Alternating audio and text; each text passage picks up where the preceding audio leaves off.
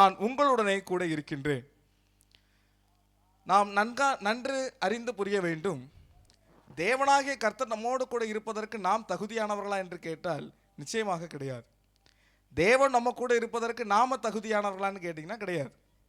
ஆனால் வேதம் என்ன சொல்லுகின்றது என்று சொன்னால், ஒருவன் பரிசுத்தமுள்ளவனாய் இருந்தால்தான் அவன் தேவனிடத்தில் வர வேண்டும் என்று வேதம் சொல்லவில்லை.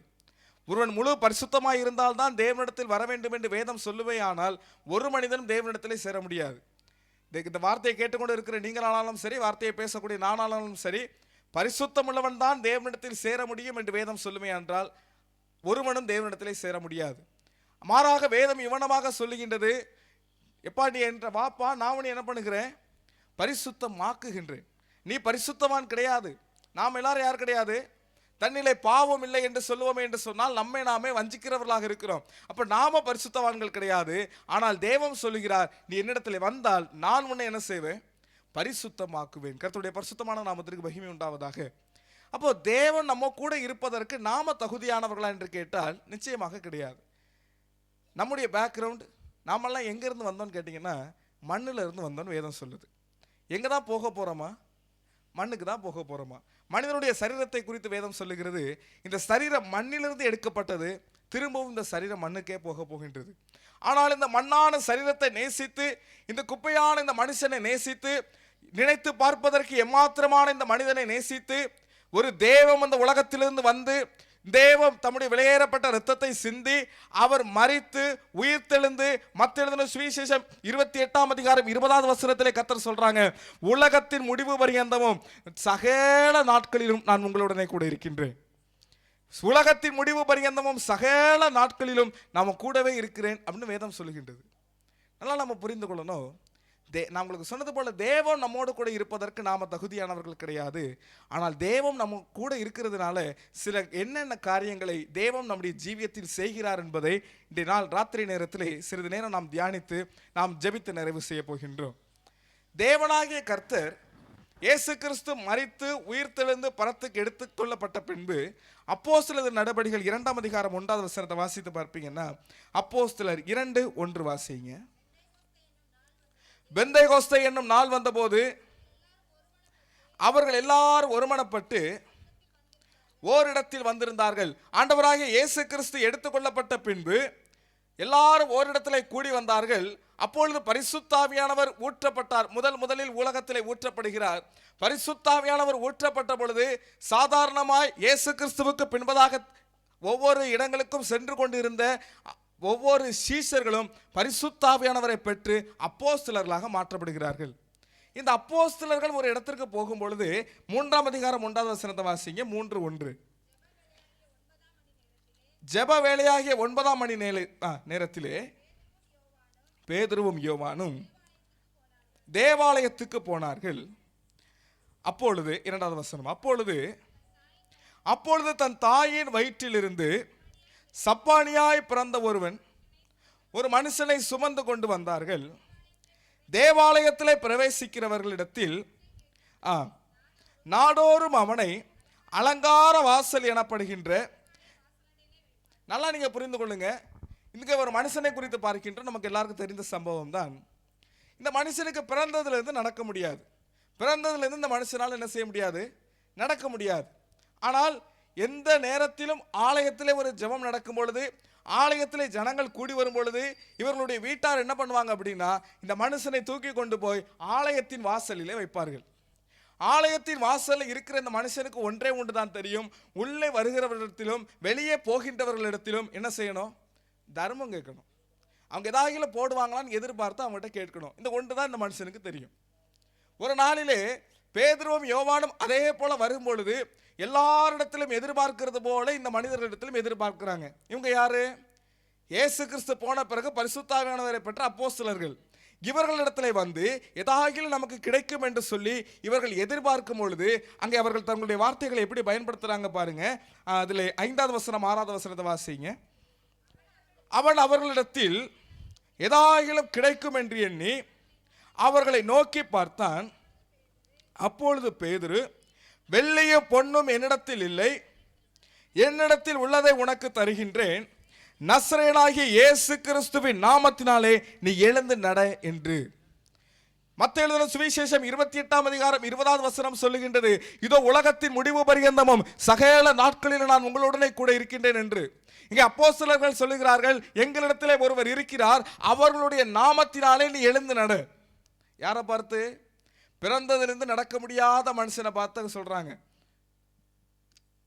ஆலயத்தின் வாசல்ல உட்கார்ந்து இருக்கிறார் அப்படின்னா நாம புரிந்து கொள்ளணும், உள்ள இருந்து போதகர் பிரசங்கம் பண்ணியிருப்பார். என்ன பண்ணியிருப்பார்? நடக்க முடியாதவர்கள் இயேசு நடக்க பண்ணுவார், பார்வையற்றவர்களுக்கு இயேசு பார்வை கொடுப்பார், அவர் பலவிதமான அற்புதங்களையும் அதிசயங்களையும் இயேசு செய்வார் அப்படிங்கிறத பிரசங்கம் பண்ணியிருப்பாங்க. இவர் வாசல்ல உட்கார்ந்து பிரசங்கத்தை கேட்டிருப்பார். ஆனால் ஒரு நாள் இவர் நடந்த பாடு இல்லை. வாசல்ல உட்கார்ந்து இயேசு கிறிஸ்துவை குறித்து அவர் கேள்விப்பட்டிருப்பார், இயேசு கிறிஸ்துவை குறித்து இவர் அறிந்திருப்பார். ஆனால் வேதம் சொல்லுகின்றது, கர்த்தர் நல்லவர் என்பதை நாம் அறிந்தவர்களாக இருக்கக்கூடாது, ருசித்தவர்களாக இருக்கணும். ஆனால் அந்த மனுஷன் என்ன கிடையாதுன்னா, கர்த்தர் நல்லவர் அப்படிங்கிறத ருசித்த மனுஷன் கிடையாது. யார் கிடையாது? கர்த்தர் நல்லவர் அப்படிங்கிறத ருசித்த மனுஷன் கிடையாது. ஒவ்வொரு நாளும் பிரசங்கங்களை கேட்கிறார், கர்த்தர் நல்லவர் அப்படிங்கிறத கேட்கிறார். ஆனால் ஒரு நாள் கூட அவர் அறிந்தவர் கிடையாது, ருசித்தவர் கிடையாது. ஒரு நாளில் அப்போஸ்தலர்கள் சொல்லுகிறார்கள், இயேசுவின் நாமத்தினாலே எழுந்து நட என்று சொன்ன பொழுது அந்த மனுஷன் உண்மையாகவே எழுந்து என்ன செய்கிறார் என்று வாசித்து பார்ப்பீங்க அப்படின்னா, 7வது வசனத்தை வாசிங்க. 7:8. வலது கையினாலே அவனை பிடித்து தூக்கிவிட்டான், உடனே அவனுடைய கால்களும் கரடுகளும் பலன் கொண்டது. நல்லா நிதானமாக நீங்கள் வாசித்தீங்கன்னா வேதா புஸ்தகத்தில் நீங்கள் வாசித்து பார்க்கும்பொழுது 8வது வசனத்திலே அவன் முதலில் குதித்து எழுந்து, சாதாரணமாக என்ன செய்யலை, எழும்பலை. இது உலகத்தின் முடிவு பரியந்தம் சகல நாட்களில் நான் உங்களுடனே கூட இருக்கின்றேன் என்று ஒருவர் சொன்னாரே, அவர் நமக்குள்ளாக இருக்கின்றார் என்பதை நாம் விசுவாசிப்போமே என்று சொன்னால், இந்த ராத்திரி நேரத்திலே இந்த வார்த்தைகள் நம்முடைய ஜீவியத்திலே நிச்சயமாக நிறைவேறதான் செய்ய வேண்டும். உலகத்தின் முடிவு பரியந்தமும் சகல நாட்களில் நான் உங்களுடனே கூட இருக்கிறேன் சொன்னவர் நம்மோடு இருக்கிறார் என்பதை நீங்கள் விசுவாசிப்பீர்களே, ஆனால் நம்மோடு இருக்கிறார் என்பதை நீங்கள் நம்புவீர்களே என்று சொன்னால், விசுவாசத்தினால் நீங்கள் தேவனிடத்தில் வேண்டிக் கொள்வீர்கள் என்றால், இந்த ராத்திரி நேரத்தில் தேவன் ஒரு அற்புதத்தை நம்ம மத்தியில் அவர் செய்துதான் ஆக வேண்டும். அவர் எப்படி சாதாரணமாக எந்திக்கல, வாசித்து தொடர்ந்து வாசிங்க. குதித்து எழுந்து நின்று என்ன செய்கிறார் பாருங்க. முதலாவது நட என்று சொன்ன உடனே குதித்து எழுந்து பார்க்கிறார், பின்பு நின்று பார்க்கிறார், என் கால்களால் நிற்க முடியுமா என்று நின்று பார்க்கிறார், பின்பு நடந்து பார்க்கிறார். நடந்து நடந்து குதித்து, 8வது வசனத்தை நிதானமாக வாசிக்கும் பொழுது முதலாவது குதித்து எழுந்து, 2வது நின்று பார்க்கின்றார், 3வது நடந்து பார்க்கிறார், பின்பு குதித்து பார்க்கிறார். குதித்தெழுந்து பார்க்கிறார், நடந்து பார்க்கிறார், எல்லாம் என்ன செய்கிறார்? ஆராய்ச்சி பண்ணுகிறார். என் கால்களினால் நிற்க முடியுமா, என் கால்களினால் குதிக்க முடியுமா, என் கால்களினால் நடக்க முடியுமா என்று பார்த்த பொழுது இயேசுவின் அற்புத கரம், இயேசுவின் அற்புதமாக்கக்கூடிய அந்த கரம் அந்த மனுஷனை தொட்ட மாத்திரத்திலே அவன் எதிர்பார்ப்புக்கு மேலான ஒரு அற்புதத்தையும் அவன் எதிர்பார்ப்புக்கு மேலான ஒரு அதிசயத்தையும் அந்த நேரத்தில் செய்தது. இதை செய்தவர் யார்? மனுஷனா? பேதுருவா? யோவானா? இல்ல, இவர்களுக்குள்ளாக ஒருவர் இருக்கிறாரே அவர். இவர்களுக்குள்ளாக இருக்கிற இயேசு மனுஷனுக்கு விடுதலை கொடுக்கிறவர், மனுஷனுக்கு சுகத்தை கொடுக்கிறவர், மனுஷனை எல்லா விதமான இக்கட்டிலிருந்து அவனை தூக்கி நிறுத்தக்கூடிய தெய்வம். கர்த்தருடைய பரிசுத்தமான நாமத்திற்கு மகிமை உண்டாவதாக. இப்போ நான் உங்கள்கிட்ட கேட்கிற, இந்த மனுஷனுக்குள்ளாக எவ்வளவு சந்தோஷம் இருந்திருக்கும், இந்த மனுஷனுக்குள்ள எவ்வளவு சந்தோஷம் இருந்திருக்கும்.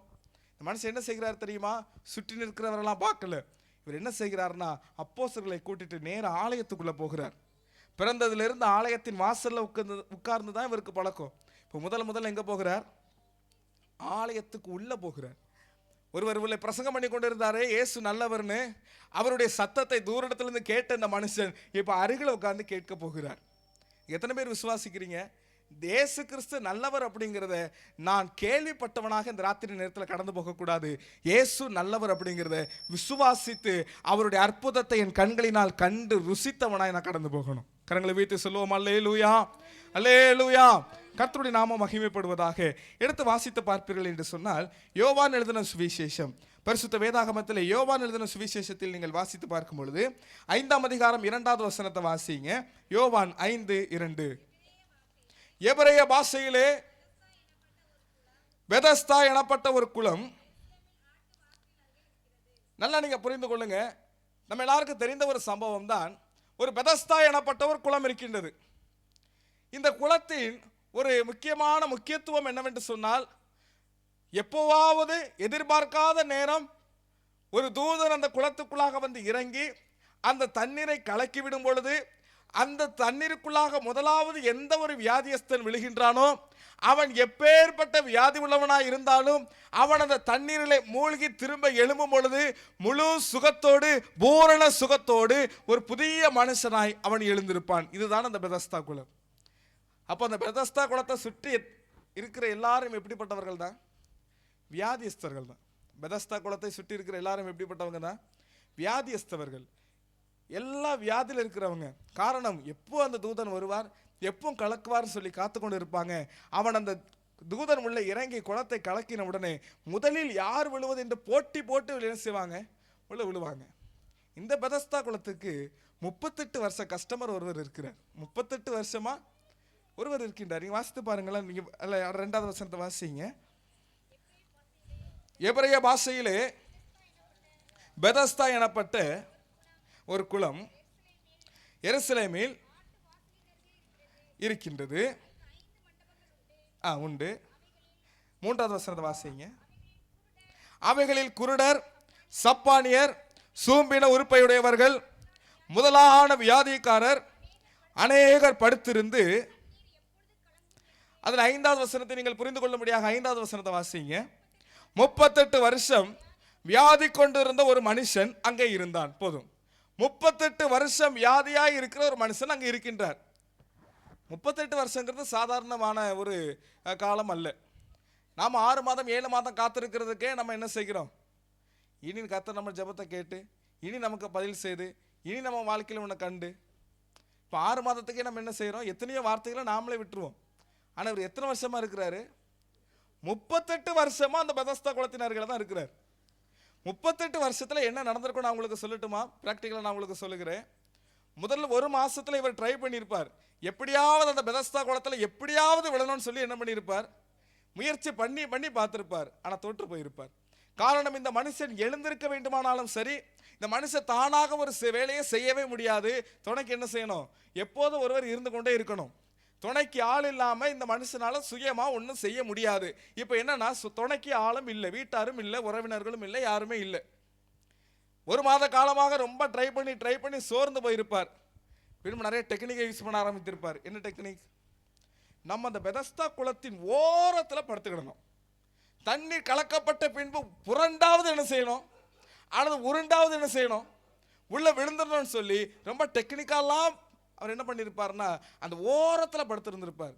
ஆனாலும் அவராலும் செய்ய முடியல. ஆனாலும் அந்த டெக்னிக் என்ன செய்யலை, யூஸ் ஆகலை. பின்பு கொஞ்சம் மாதம் போன பிறகு இவரை பார்த்தாலே தெரியும், சிலரை பார்த்தாலே தெரியும், ரொம்ப வருஷமாக இங்கே தான் இருக்கிறாங்க. என்ன செய்கிறாங்க? இந்த 38 வருஷமா, ஏன்னா இயேசு கிறிஸ்து இந்த மனுஷனை பார்த்த உடனே கண்டுபிடிச்சிட்டாங்க. இவர் ரொம்ப நாளாக என்ன செய்கிறார்? நீங்க வாசித்து பாருங்க வேத வசனத்தில் 6வது வசனத்தை. படுத்திருந்த அவனை இயேசு கண்டு,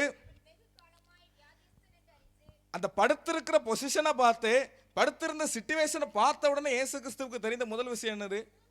வெகு காலமாக இந்த மனுஷன் இங்கே தான் இருக்கிறாரு, இங்கே தான் இருக்கிறார். ரொம்ப வருஷமா இவர் இங்கே தான் இருக்கிறாருங்கிறது இயேசு கிறிஸ்துவுக்கு பார்த்தோன்னே தெரிஞ்சிச்சு. இயேசு கிறிஸ்து பார்த்தோன்னே முதல்ல தெரிஞ்சது ரொம்ப வருஷமா இவர் இங்கே தான் இருக்கிறார். அப்போ இந்த மனுஷன் 6-7 மாசமா ரொம்ப ட்ரை பண்ணியிருப்பார். அப்புறம் என்ன நடந்திருக்கும்? வருகிறவர்களுக்கு ஆலோசனை சொல்ல ஆரம்பித்திருப்பார். என்ன ஆலோசனை? புதுசாக ஒரு வியாதியஸ்தன் உள்ளே வரும்பொழுது அந்த வியாதியஸ்தன் பார்ப்பான். பார்த்த உடனே இவரை பார்ப்பார். இவர் தான் ரொம்ப வருஷமா அங்கே இருக்கிறார் அப்படின்னு இந்த மனுஷன்ட்ட போய், எப்பா என்னப்பா இந்த பெதஸ்தா குளத்தின் அற்புதம் என்ன, இந்த பெதஸ்தா குளத்தினுடைய காரியம் தான் என்ன என்று கேட்ட உடனே இந்த மனுஷன் சொல்லியிருப்பார், எப்பா இந்த பெதஸ்தா குளம்னு இருக்கு பாருப்பா, எப்பவாவது ஒரு தூதர் வருவார், அதை அந்த தண்ணீரை கிண்டி விடும் பொழுது, தண்ணீரை கலக்கி விடும் பொழுது என்ன நடக்கும்? அதில் முதலாவது ஒரு வியாதியஸ்தன் எப்பேற்பட்ட வியாதியஸ்தனை விழுந்தாலும் இந்த கதை எத்தனை விட்ட சொல்லியிருப்பார். தூதன் உள்ள வந்து இறங்குவான்னு ஆரம்பித்து திரும்ப எழுந்திருப்பானுங்கிற அந்த கதையை வருகிற எல்லா வியாதியஸ்தர்களும் சொல்லியிருப்பார். 2வது காரியம், இந்த மனுஷன் எத்தனை விட்ட டாட்டா வாங்கியிருப்பார் தெரியுமா? இந்த மனுஷன்கிட்ட வந்த உடனே கதை கேட்பாங்க. அந்த கதை கேட்ட உடனே அவங்க எப்படியாவது புரண்டு விழுந்து என்ன செய்திருவாங்க? சுகத்தை பெற்றுட்டு ஃபர்ஸ்ட் டாட்டா யாருக்கு போடுவாங்க? முதல் ஃப்ரெண்டுக்கு தான் போடுவாங்க. ஃபர்ஸ்ட் டாட்டா யாருக்கு தான்? இந்த பெதஸ்தா குளத்தில் 38 வருஷ கஸ்டமர் தான் முதல் டாட்டா. நான் போயிட்டு வரேன். இவர் இங்கே இருந்து டாட்டா போடுவார். போயிட்டு வாங்க, ஏன்னா அடுத்த ஃப்ரெண்டு கிடச்சிருவாங்க. ஏன்னா இவர் ரொம்ப பிஸியாக இருப்பார். அந்த இடத்துல யார் ரொம்ப பிஸியாக இருப்பா? 38 வருஷமா வேலை பார்க்கறவர் தான் யாரு? கலெக்டர் ஆஃபீஸில் கலெக்டர் மாறிக்கொண்டே இருப்பார். ஆனால் கலெக்டரை விட ரொம்ப பிஸியாக இருக்கிறது யார் தெரியுமா? வெளியே இருக்கிற பியூன் தான். கலெக்டர்கிட்ட நம்ம பழகிறத விட வெளியே இருக்கிற பியூன்ட்ட நம்ம பழகிறது ரொம்ப நமக்கு லாபம். காரணம், அவர் மாறிக்கிட்டே இருப்பார், ஆனால் இவர் ரொம்ப பிஸியாகவே இருப்பார். அதே போல் அந்த குளத்தினுடைய அந்த காரியத்தை அறிந்து கொள்வதற்கும் பின்பு சுகம் பெற்று போவதற்கும் இது ரொம்ப எக்ஸ்பீரியன்ஸான ஆள் யாரும் 38 வருஷ வியாதிக்காரர். ஆனால் இந்த வியாதியஸ்தனுக்கு சுகம் கிடைத்ததா சரித்திரம் இல்லை. இந்த வியாதியஸ்தனுக்கு சுகம் கிடைத்ததா ஒன்றும் இல்லை. இவரை ரொம்ப நாளாக கதை சொல்லி பார்த்துருப்பார், டாட்டா போட்டுக்கிட்டே இருந்திருப்பார். இந்த மனுஷனை சந்திக்கும்படியாக ஒரு நாள் இயேசு கிறிஸ்து வருகிறார்கள். யாரு? 38 வருஷமா வியாதியஸ்தனா இருக்கின்றாரு. இந்த மனுஷனை பார்க்கும்படியாக வருகிறார்கள். நாம் வாசித்து பார்க்கும்போது 6வது வசனத்தை வாசிங்க. படுத்திருந்த அவனை இயேசு கண்டு அவன் வெகு காலமாய் வியாதியஸ்தன் என்று அறிந்து அவனை நோக்கி, இது எவ்வளவு பெரிய நல்ல கேள்வி தெரியுமா? அந்த மனுஷனை பார்த்து இயேசு கிறிஸ்து கேட்டாங்க, எப்பா உனக்கு சுகமானன்னு ஒரு ஆசை இருக்கான்னு கேட்குறாங்க. நாம ரொம்ப நாளா ஒரு காரியத்திற்கு ஜெபித்து கொண்டே இருப்போம். ரொம்ப நாளாக ஜெபித்து பின்பு அந்த ஜெபத்துக்கு பதில் வரலன்னு சொல்லி ஜெபத்தை விட்டுருப்போம். பின்பு ஜெபத்தையே மறந்துருப்போம். ஆண்டவர் திடீர்னு ஒரு நாள் கேட்பாங்க, எப்பா நீ ரொம்ப நாள் இந்த ஒரு காரியத்துக்கு ஜெபித்தாயே, அதுக்கு நான் பதில் செய்யணுமான்னு கேட்பாங்க. இந்த வியாதியஸ்தன் எப்படியாகிலும் வியாதி சுகமாகணும்னு முயற்சி பண்ணியிருப்பார், ஆலோசனை கொடுத்திருப்பார். இப்போ இயேசு கிறிஸ்து கேட்குறாங்க, உனக்கு வியாதியிலிருந்து விடுதலை ஆகணும்னு ஆசை இருக்கா அப்படின்னு கேட்குறாங்க. உனக்கு சுகம் வேணும்னு ஆசை இருக்காப்பான்னு கேட்குறாங்க. இந்த மனுஷன் என்ன சொல்லியிருக்கணும்? இருக்குன்னா இருக்குன்னு சொல்லியிருக்கணும், இல்லைன்னா இல்லைன்னு சொல்லியிருக்கணும். ஆனால் ஒரு விஷயத்தை நம்ம தொடர்ந்து செய்யும்போது நம்முடைய மனசில் பதிந்து கொள்ள பாருங்க. அதே போல் இவர் கதை சொல்லி இவருக்கு மனசில் பதிஞ்சிச்சு. உடனே இப்போ இயேசு கிறிஸ்துவோட திரும்பி ஆரம்பிக்கிறார் பாருங்க. 7வது வசனத்தை வாசிங்க. அதற்கு வியாதியஸ்தன், ஆண்டவரே தண்ணீர் கலக்கப்படும் போது, எல்லாத்தையும் சொல்ற கதை இப்போ இயேசு கிறிஸ்துட்டையும் சொல்ல ஆரம்பிக்கிறார். இவர் சொல்லி மனசுல பதிவாகி இப்போ எல்லாத்தையும் சொல்ற கதையை இவர் இயேசு கிறிஸ்துவிடத்துல ஆரம்பிக்கிறார். ஆண்டவர் கேட்டாங்க, இந்த மனுஷனை பேச விட்டா ரொம்ப பேசிடுவார், இந்த மனுஷனை பேச விட்டா ரொம்ப பேசிடுவார்னு சொல்லி 8வது வசனத்தை நீங்கள் வாசித்து பார்க்கும் பொழுது, இயேசு அவனை நோக்கி, எழுந்திரு, உன் படுக்கையை எடுத்துக்கொண்டு நட என்றார். கரங்களை தட்டி கர்த்தருடைய நாமத்தை நம்ம மகிமைப்படுத்துவோம். எப்பா நீ படுத்திருந்தது போதும், 38 வருஷ காலம் உனக்கு காத்திருப்பி நாட்கள் போதும். நீ எழுந்து உன் வீட்டுக்கு போ, நீ எழுந்து உன்னுடைய ஊருக்குள்ள போ, நீ எழுந்து இந்த இடத்தை காலி பண்ணி போ. இப்போ இந்த மனுஷனுக்குள்ள எவ்வளவு சந்தோஷம் இருக்கும் அப்படின்னா, நான் உங்களுக்கு மிக தெளிவாக சொல்லுகிறேன். 38 வருஷமா இந்த மனுஷனுக்கு எல்லாரும் டாட்டா போட்டாங்க. இப்போ 38 வருஷத்துக்கு பிறகு இந்த மனுஷனை கர்த்தர் டாட்டா போட வைத்தார். கரங்களை தட்டி மறுபடியும் நம்ம ஒரு அல்லேலூயா சொல்லுவோமா? அல்லேலூயா. இயேசுவின் வல்லமை எப்படிப்பட்ட வல்லமை என்று சொன்னால், மாறாததை அது மாற பண்ணும். இயேசுவின் வல்லமை நாம் எதிர்பார்க்கிறதை விட நமக்கு பெரிய காரியங்களை செய்யும் தேவ வல்லமை. ஆனபடினால்தான் ஆதியாகமத்தின் புஸ்தகம் 17:1 சொல்லுகிறது, அவர் சர்வ வல்லமை பொருந்திய தெய்வம். அவர் சர்வ வல்லமை பொருந்திய தெய்வம். அவரால் செய்யக்கூடாத ஒரு அதிசயமான காரியம் என்று ஒன்று கிடையாது. அவரால் செய்ய முடியாத ஒரு அதிசயம் என்று ஒன்று கிடையாது. கர்த்தருடைய பரிசுத்தமான நாமத்திற்கு மகிமை உண்டாவதாக. 38 வருஷமா காத்திருந்த மனுஷனை கர்த்தர் ஒரு நாள் டாட்டா போட வைத்தாங்களே. இப்போ இந்த மனுஷன் தன் கதையே மாத்திருப்பார். வீட்டுக்கு போய் என்ன சொல்லியிருப்பார்? இயேசு வந்தார். இயேசு என்ன செய்தார்? நம்ம ஊழியத்தில் பலவிதமான ஊழியங்கள் இருக்கு. சுவிசேஷ ஊழியம், போதகர் பணி. இதே போல ஹாஸ்பிட்டலில் போய் ஊழியம் செய்கிறதுக்கு சில ஊழியக்காரங்க இருக்கிறாங்க. மருத்துவமனையில் போய் ஊழியம் செய்யறதுக்குன்னு இருக்காங்க. கிறிஸ்மஸ் வந்த உடனே ட்ரெஸ் எடுத்து கொடுப்போம். கிறிஸ்மஸ் வந்த உடனே கஷ்டப்பட்டவங்களுக்கு என்ன செய்வோம்? இந்த பெதஸ்தா குளத்துக்கு எத்தனை பேர் விசிட் பண்ணியிருப்பாங்க? இவர் வருஷத்தோறும் ஒரு புது ட்ரெஸ் வாங்கியிருப்பார். வருஷந்தோறும் இவருக்கு சுவிசேஷம் அறிவிக்கப்பட்டிருக்கும். இயேசுன்னு ஒருவர் இருக்கிறார். ஒரு நாள் இந்த மனுஷன் இயேசு கிறிஸ்துவை நேரிலே சந்திக்கிறார். இயேசு கிறிஸ்துவின் வார்த்தைகளை கேட்கிறார். இயேசு கிறிஸ்துவின் கரத்தினாலே விடுதலையும் பெற்று செல்கிறார். அல்லேலூயா. இப்போ இந்த மனுஷனிடத்துல போய், இயேசு எப்படிப்பட்டவர்ப்பா அப்படின்னு அவர் சொல்லுவார். கர்த்தர் நல்லவர் அப்படிங்கிறத நான் கேள்விப்பட்டவன் அல்ல, கர்த்தர் நல்லவர் அப்படிங்கிறத நான் ருசித்து பார்த்தவன். கர்த்தர் நல்லவர் அப்படிங்கிறத நான் கேள்விப்பட்டவன் கிடையாது, கர்த்தர் நல்லவர் அப்படிங்கிறத நான் ருசித்து பார்த்தவன். இந்த ராத்திரி நேரத்தில் இயேசு நல்லவர் அப்படிங்கிறத நீங்கள் கேள்விப்பட்டு நீங்கள் வந்திருப்பீங்க அப்படின்னா, இயேசு நல்லவர் அப்படிங்கிறத ருசிக்க வைத்து தேவன் உங்களை அனுப்பி விடுவார். இயேசு நல்லவர் அப்படிங்கிறத ருசிக்க வைத்து என்ன செய்வார்? கர்த்தர் உங்களை அனுப்பி விடுவார். கர்த்தருடைய பரிசுத்தமான நாமத்திற்கு மகிமை உண்டாவதாக. வாசித்து பார்ப்பீங்கன்னா, பரிசுத்த வேதாகமத்தில் நீங்கள் வாசித்து பார்க்கும் பொழுது, லூக்கா எழுதின சுவிசேஷம் 19ஆம் அதிகாரம் 1வது வசனத்தை வாசிங்க. நமக்கு தெரிந்த சம்பவங்கள் தான், கொஞ்சம் சீக்கிரமாக. லூக்கா 19:1. அவர் எரிகோவில் பிரவேசித்து அதன் வழியாக நடந்து போகையில் ஆயக்காரனுக்கு தலைவரும் ஐஸ்வர்யவானுமாய் இருந்த சகையு எனப்பட்ட ஒரு மனுஷன் இயேசு எப்படிப்பட்டவரோ என்று அவரை பார்க்க வகை தேடினான். முதலாவது நான் உங்களுக்கு சொன்னேன், வானத்தையும் பூமியையும் சிருஷ்டித்த ஒரு தெய்வம் மண்ணான நமக்காக தம்முடைய ஜீவனை கொடுத்திருக்கிறார். வானத்தையும் பூமியையும் சிருஷ்டித்த தெய்வம் மண்ணான ஒன்றுக்கும் நாம் தெய்வம் நினைத்து பார்க்க தகுதியற்ற நமக்காக தெய்வம் தம்முடைய ஜீவனை கொடுத்திருக்கிறார். அந்த ஜீவனை கொடுத்த தெய்வம் சொல்லுகிறார் மத்தேயு 28:20, இதோ உலகத்தின் முடிவு பரியந்தமும் சகல நாட்களிலும் நான் உங்களுடனே கூட இருக்கின்றேன் என்று. இதற்காக இந்த சம்பவங்களை எல்லாம் உங்களுக்கு சொல்லுகின்றேன் என்றால், நம்ம கூட ஒருவர் இருக்கின்றேன் என்று சொல்லுகிறாரே, அவர் நாம் நினைப்பதற்கும் நாம் எண்ணுவதற்கும் அப்பாற்பட்டவைகளை செய்யக்கூடியவர். நாம் நினைப்பதற்கும் எண்ணுவதற்கும் அப்பாற்பட்டவைகளை செய்யக்கூடியவர். ஏதாகிலும் கிடைக்கும் என்று எதிர்பார்த்த அந்த மனிதனிடத்திலே உனக்கு ஒரு சுகம் உண்டு என்று காண்பித்தவர். 38 வருஷமா எல்லாருக்கும் கதை சொல்லிட்டு இருந்த மனுஷனை ஒரு நாள் டாட்டா போட வைத்தார். இப்போ இங்க ஒரு மனுஷன் நான் உங்களுக்கு காட்டுகிறேன். இவர் பெயர் சகையு. அல்லேலூயா. இந்த சகையுவை குறித்து சிறு வயசுல இருந்தே, இப்போ நீங்கள்லாம் ரொம்ப வருஷமா கிறிஸ்தவங்களா இருப்பீங்க. அல்லேலூயா. சிறு வயசுல இருந்தே இந்த சகையு மேல நமக்கு ஒரு பெரிய ஒரு கோபம் உண்டு. யோபுவின் மனைவி மேல உங்களுக்கு கோபம் உண்டா கிடையாதா? யோபுவின் மனைவி ரொம்ப ஒரு மோசமான ஆளு. உங்களுக்கு ஒன்று தெரியுமா? யோபுவின் மனைவி பிள்ளைகள் இறந்துட்டாங்க, உற்றார் உறவினர் எல்லாரும் போயிட்டாங்க. யோபுவுக்கு ஒரு பெரிய இழப்பு வந்தது. யோபுவுக்கு இருந்த பிள்ளைகள் எல்லாம் இறந்துட்டாங்க. பின்பு தேவன் ஆசீர்வதித்த பொழுது யோபுவுக்கு திரும்பவும் பிள்ளைகள் வந்தது யார் மூலமாய்? அதே மனைவி மூலமா தானே. ஆனா இந்த மனைவி ஒரே ஒரு வார்த்தை யூஸ் பண்ணாங்க. என்ன வார்த்தை யூஸ் பண்ணாங்க? இந்த மனைவிக்குள்ளாக இருந்து பிசாசானவன் சொன்னான், தேவனை தூஷித்து ஜீவனை விடும் அப்படின்னா.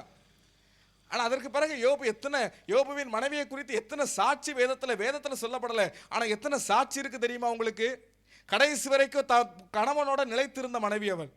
கடைசி வரைக்கும் கணவனோட எல்லா விதத்திலும் இந்த உலக நீதியின்படி, வேதத்தின் நீதியின்படி கணவனோடு இணைந்திருந்து எல்லா விதமான துக்கத்தின் நேரத்திலும், திருமணமாகும்போது சபையில் சொல்லுவாங்க, எல்லா விதமான துக்கத்திலும், எல்லா விதமான இழப்பிலும், எல்லா விதமான நஷ்டத்திலும், எல்லா விதமான உயர்விலும் நம்ம என்ன செய்யணும்? கூட இருக்கணும்னு சொல்லி வாக்கு கொடுத்து தான் நம்ம என்ன செய்கிறோம்? கையை பிடித்திருக்கிறோம். ஆனால் அந்த மனைவி உண்மையாகவே கடைசி வரைக்கும் கூட இருந்த ஒரு மனைவி. ஆனால் இவங்க பயன்படுத்தின ஒரே ஒரு வார்த்தை அந்த யோபுவினுடைய மனைவி கேரக்டரை கெடுத்துட்டு. இப்போ நீங்கள் யோபுவின் மனைவின்னு சொன்ன உடனே உங்களுக்கு என்ன ஞாபகம் வரும்? தேவனை தூஷித்து ஜீவனை விடும். அதை தான் வேதம் சொல்லுகிறது. ஒரு பெரிய தைல குப்பைக்குள்ள ஒரு செத்த ஈ விழுந்துட்டா என்ன செய்திடும்? மொத்தத்தையும் கெடுத்துடும். அதே போல் அந்த சகையுன்னு சொன்ன உடனே ரொம்ப அநியாயமான ஒரு மனுஷன், ரொம்ப அநியாயமாக என்ன செய்கிறார்? லஞ்சம் வாங்கிட்டாரு.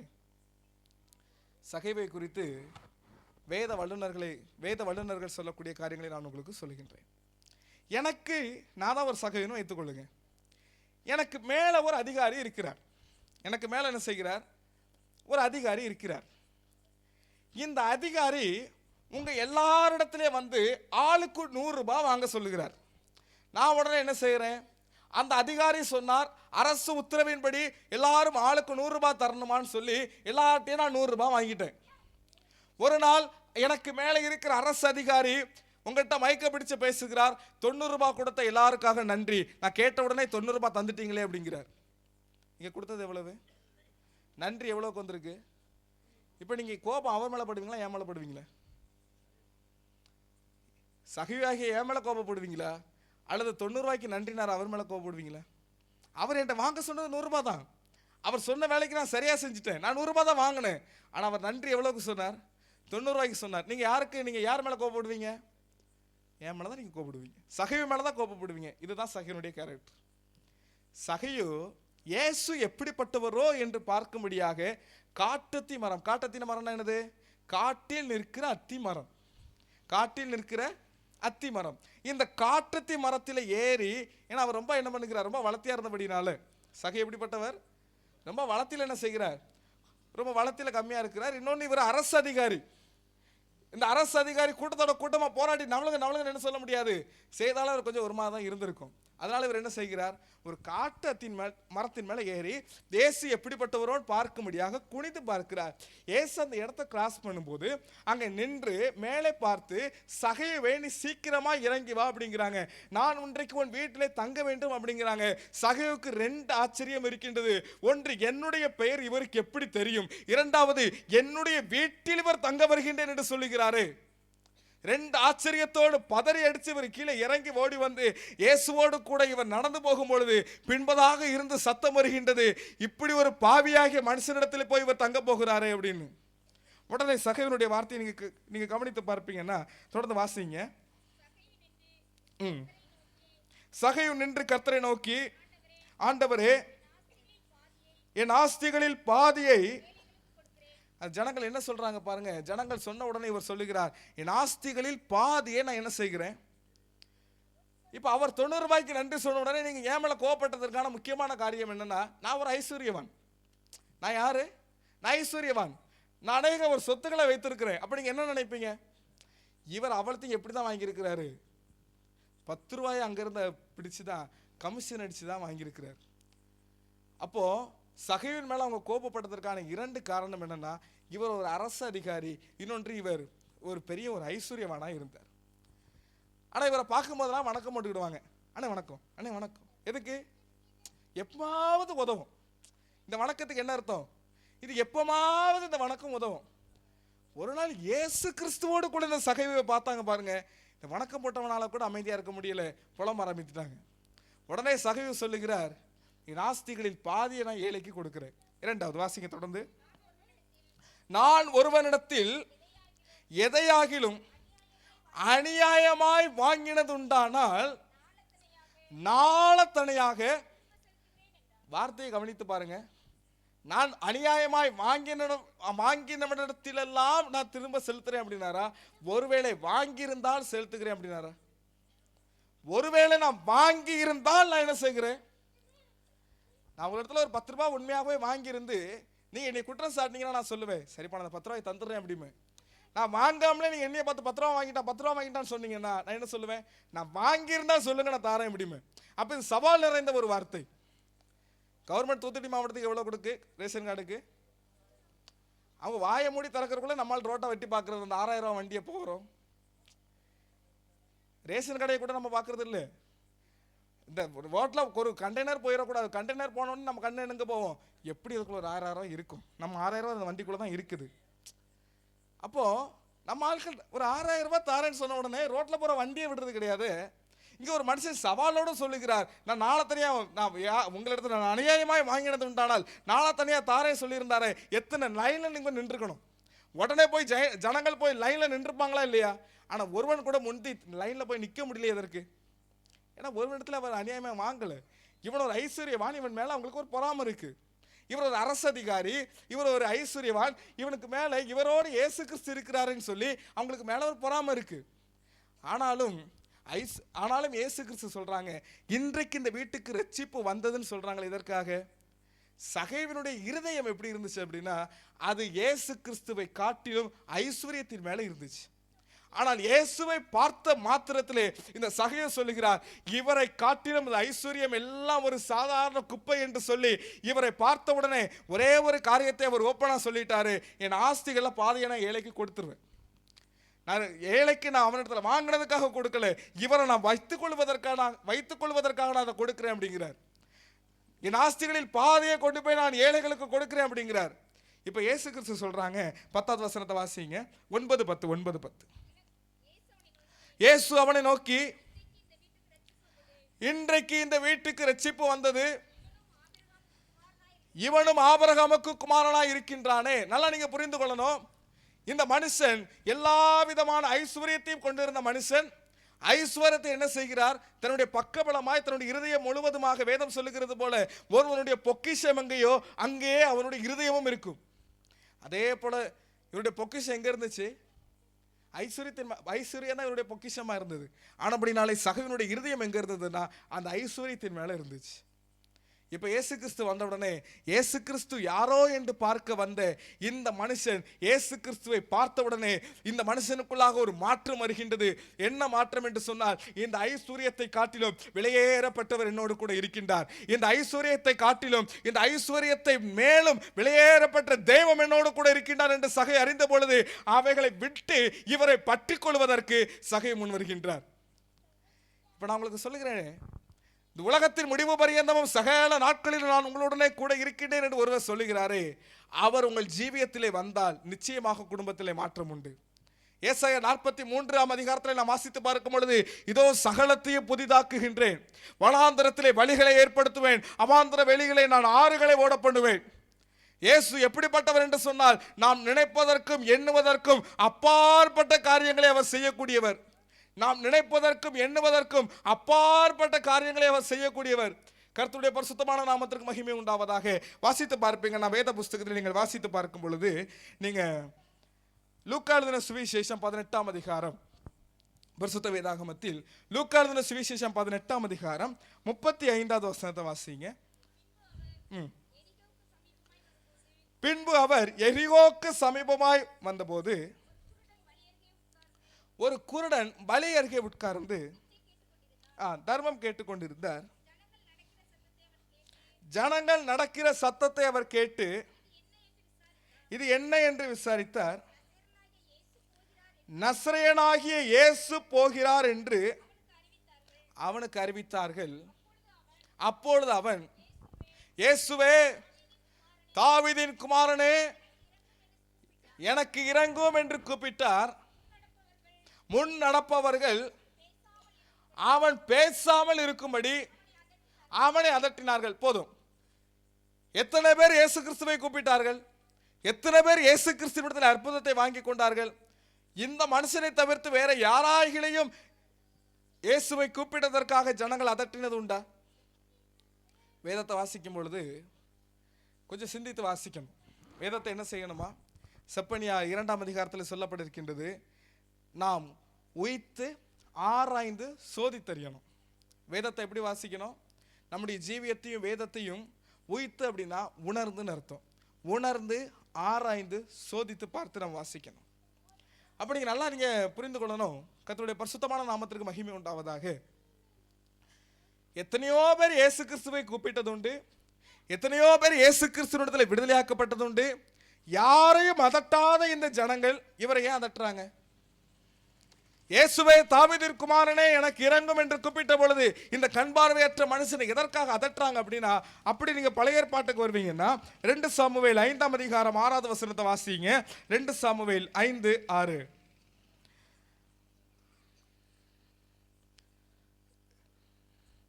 2 சாமுவேல் 5:6.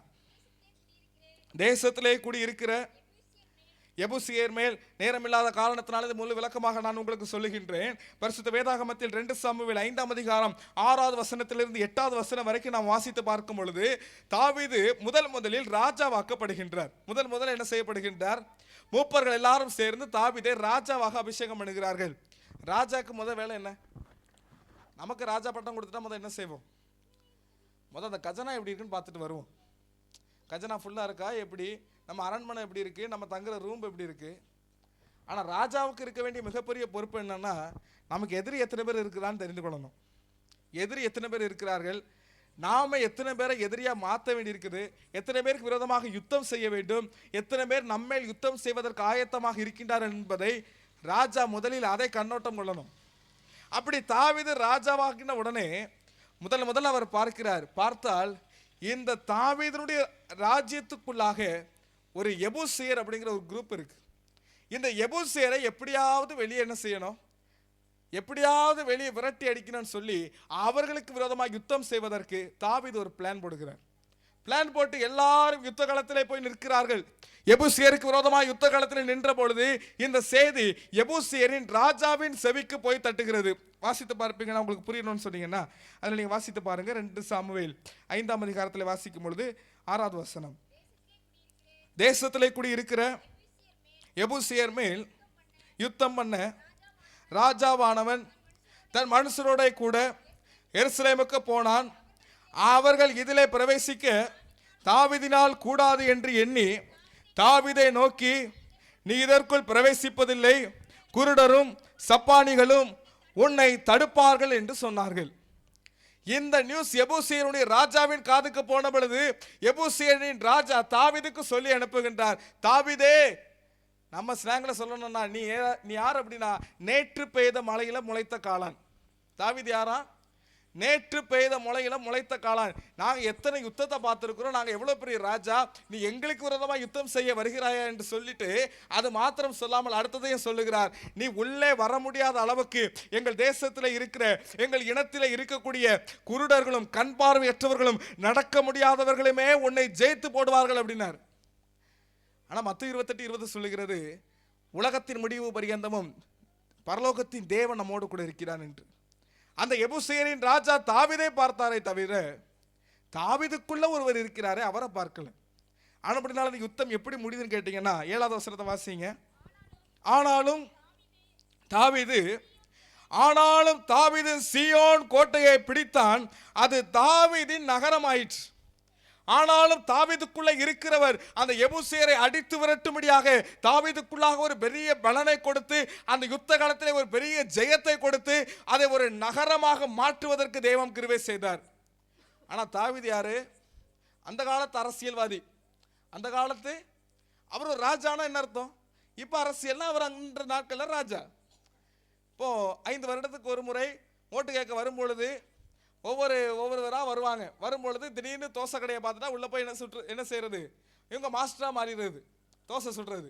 டீ கடையை பார்த்துட்டா டீ மாஸ்டராக மாறிடுறது. அங்கே லாண்ட்ரி கடைக்கு போனால் அயன் பண்ணுறவராக மாறிடுறது. ஒரு ஹோட்டலில் எல்லாம் ஜெயித்த பிறகு என்ன செய்கிறது இல்லை, கண்டுக்க போகிறது இல்லை. அது வேற விஷயம். ஜெயித்த பிறகு இந்த தோசை மாஸ்டரே போய், ஐயா எனக்கு பதிலாக 2 நாள் நீங்கள் தான் மாஸ்டராக இருந்தீங்கன்னா அவருக்கு தெரிய போகுதா? எனக்கு பதிலாக அந்த கேமராக்கு முன்னாடி ஒரு 10 நிமிஷம் நீங்கள் தான் மாஸ்டராக இருந்தீங்கன்னா அவர் சிரித்துருவார், இவ போப்பா அப்படின்னு இருப்பார். அதே போல இந்த தாவீது யாருன்னா அந்த காலத்து அரசியல்வாதி. இந்த தாவீதினுடைய முதல் யுத்த காலத்தில் தாவீதுக்கு விரோதியாக நின்றது யாரு? நடக்க முடியாதவர்களும் கண் பார்வையற்றவர்களும். அதனால தாவீதை குறித்து உண்மையாகவே அப்படிதான் கேட்டீங்கன்னா வாசித்து பாருங்க 8வது வசனத்தை. எவன் சாலகத்தின் வழியாய் ஏறி எபூசியரையும் தாவீதின் ஆத்துமா பகைக்கிற சப்பானியரையும் குருடரையும். வேதம் எவ்வளவு தெளிவா சொல்லுது பாருங்க. தாவீதுடைய ஆத்துமா யாரை பகைக்குதா? சப்பானியரையும் குருடரையும். தாவீதுடைய ஆத்துமா சப்பானியரையும். ஏன் சரீரம் பகைக்கல, ஆத்துமா பகைக்குது? நல்லா நீங்க புரிந்து கொள்ளுங்க.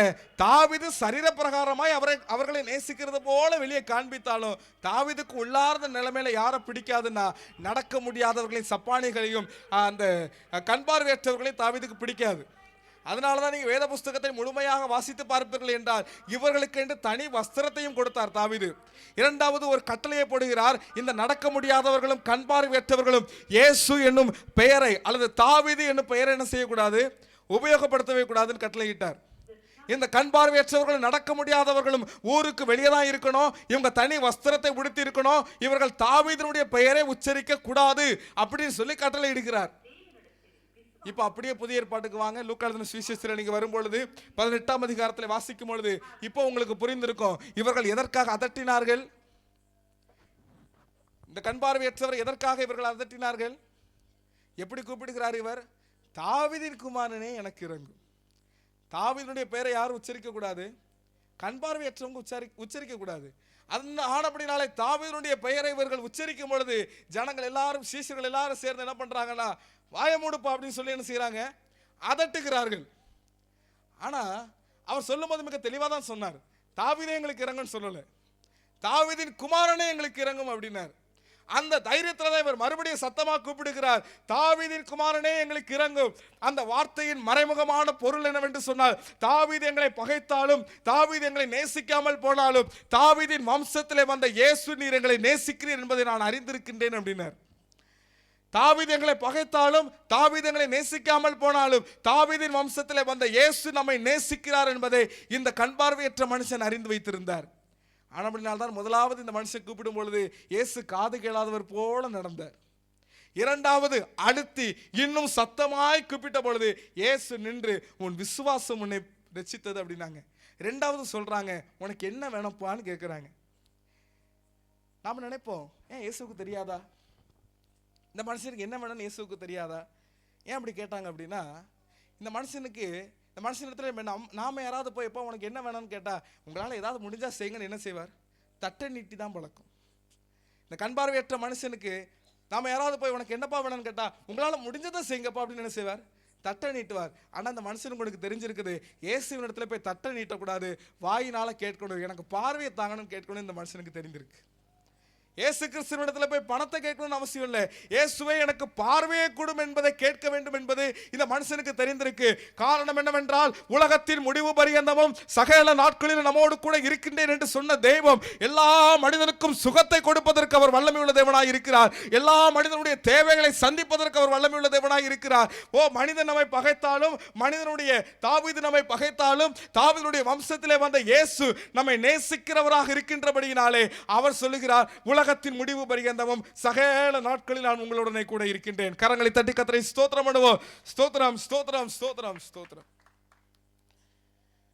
ஒரு தீர்க்கதரிசி இருந்தார். பிரசாம் வீட்டில் தான் இருந்தார். அந்த தீர்க்கதரிசியை கர்த்தர் எழுப்பி விட்டாங்க. எழுப்பி அந்த தீர்க்கதரிசியை கர்த்தர் மறுரூபமாக்கி எலும்புகள் நிறைந்த பள்ளத்தாக்கின் மத்தியில் கொண்டு போய் விடுறாங்க. எசேக்கியேல் எழுதின புஸ்தகத்திலே நீங்கள் வாசித்து பார்ப்பீர்கள் என்று சொன்னால் நீங்கள் அதை வாசித்து பார்க்கலாம். எசேக்கியேல் நீங்கள் வாசித்து பார்க்கும் பொழுது எலும்புகள் நிறைந்த பள்ளத்தாக்கின் மத்தியில் கொண்டு போய், எசேக்கியேல் 37 அதிகாரம் 1வது வசனத்தை வாசிங்க. கர்த்தருடைய கை என் மேல் அமர்ந்து கர்த்தர் என்னை ஆவிக்குள்ளாக்கி வெளியே கொண்டு போய் எலும்புகள் நிறைந்த பள்ளத்தாக்கின் நடுவில் நிறுத்தி, ஒரு தீர்க்கதரிசி இருக்கின்றார் எசேக்கியேல், அவரை கர்த்தர் ஆவிக்குள்ளாக்குகிறார்கள். ஆவிக்குள்ளாக்கி எலும்புகள் நிறைந்த பள்ளத்தாக்கின் மத்தியில் கொண்டு போய் விடுறாங்க. இவருக்கு ஒண்ணுமே புரியல. அந்த எலும்புகளுக்கு பேர் என்னங்க? அது என்ன எலும்பு? உலர்ந்து போன எலும்பு. உலர்ந்து போன எலும்புனா என்ன? உலர்ந்து போன எலும்புனா,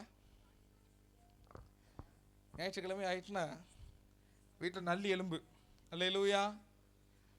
இன்னைக்கு 1ஆம் தேதி வேற, பலருடைய வீட்டில் என்ன இருந்திருக்கலாம்? நல்லி எலும்பு இருந்திருக்கலாம். இந்த நல்லி எலும்பு நல்ல சாப்பாடை போட்டு கூட்டு வைத்து எல்லாம் போட்டு குழம்பு ஊற்றும் பொழுது தப்பித்தவறி கிண்ணத்துலேருந்து நல்லி எலும்பு சாப்பாட்டில் விழுந்துட்டுனா நமக்கு என்ன ஒரு சந்தோஷம். அதில் என்ன இருக்குன்னு எனக்கும் தெரியல, ஆனால் அதை பார்த்தா என்னது நல்ல ஒரு சந்தோஷம்.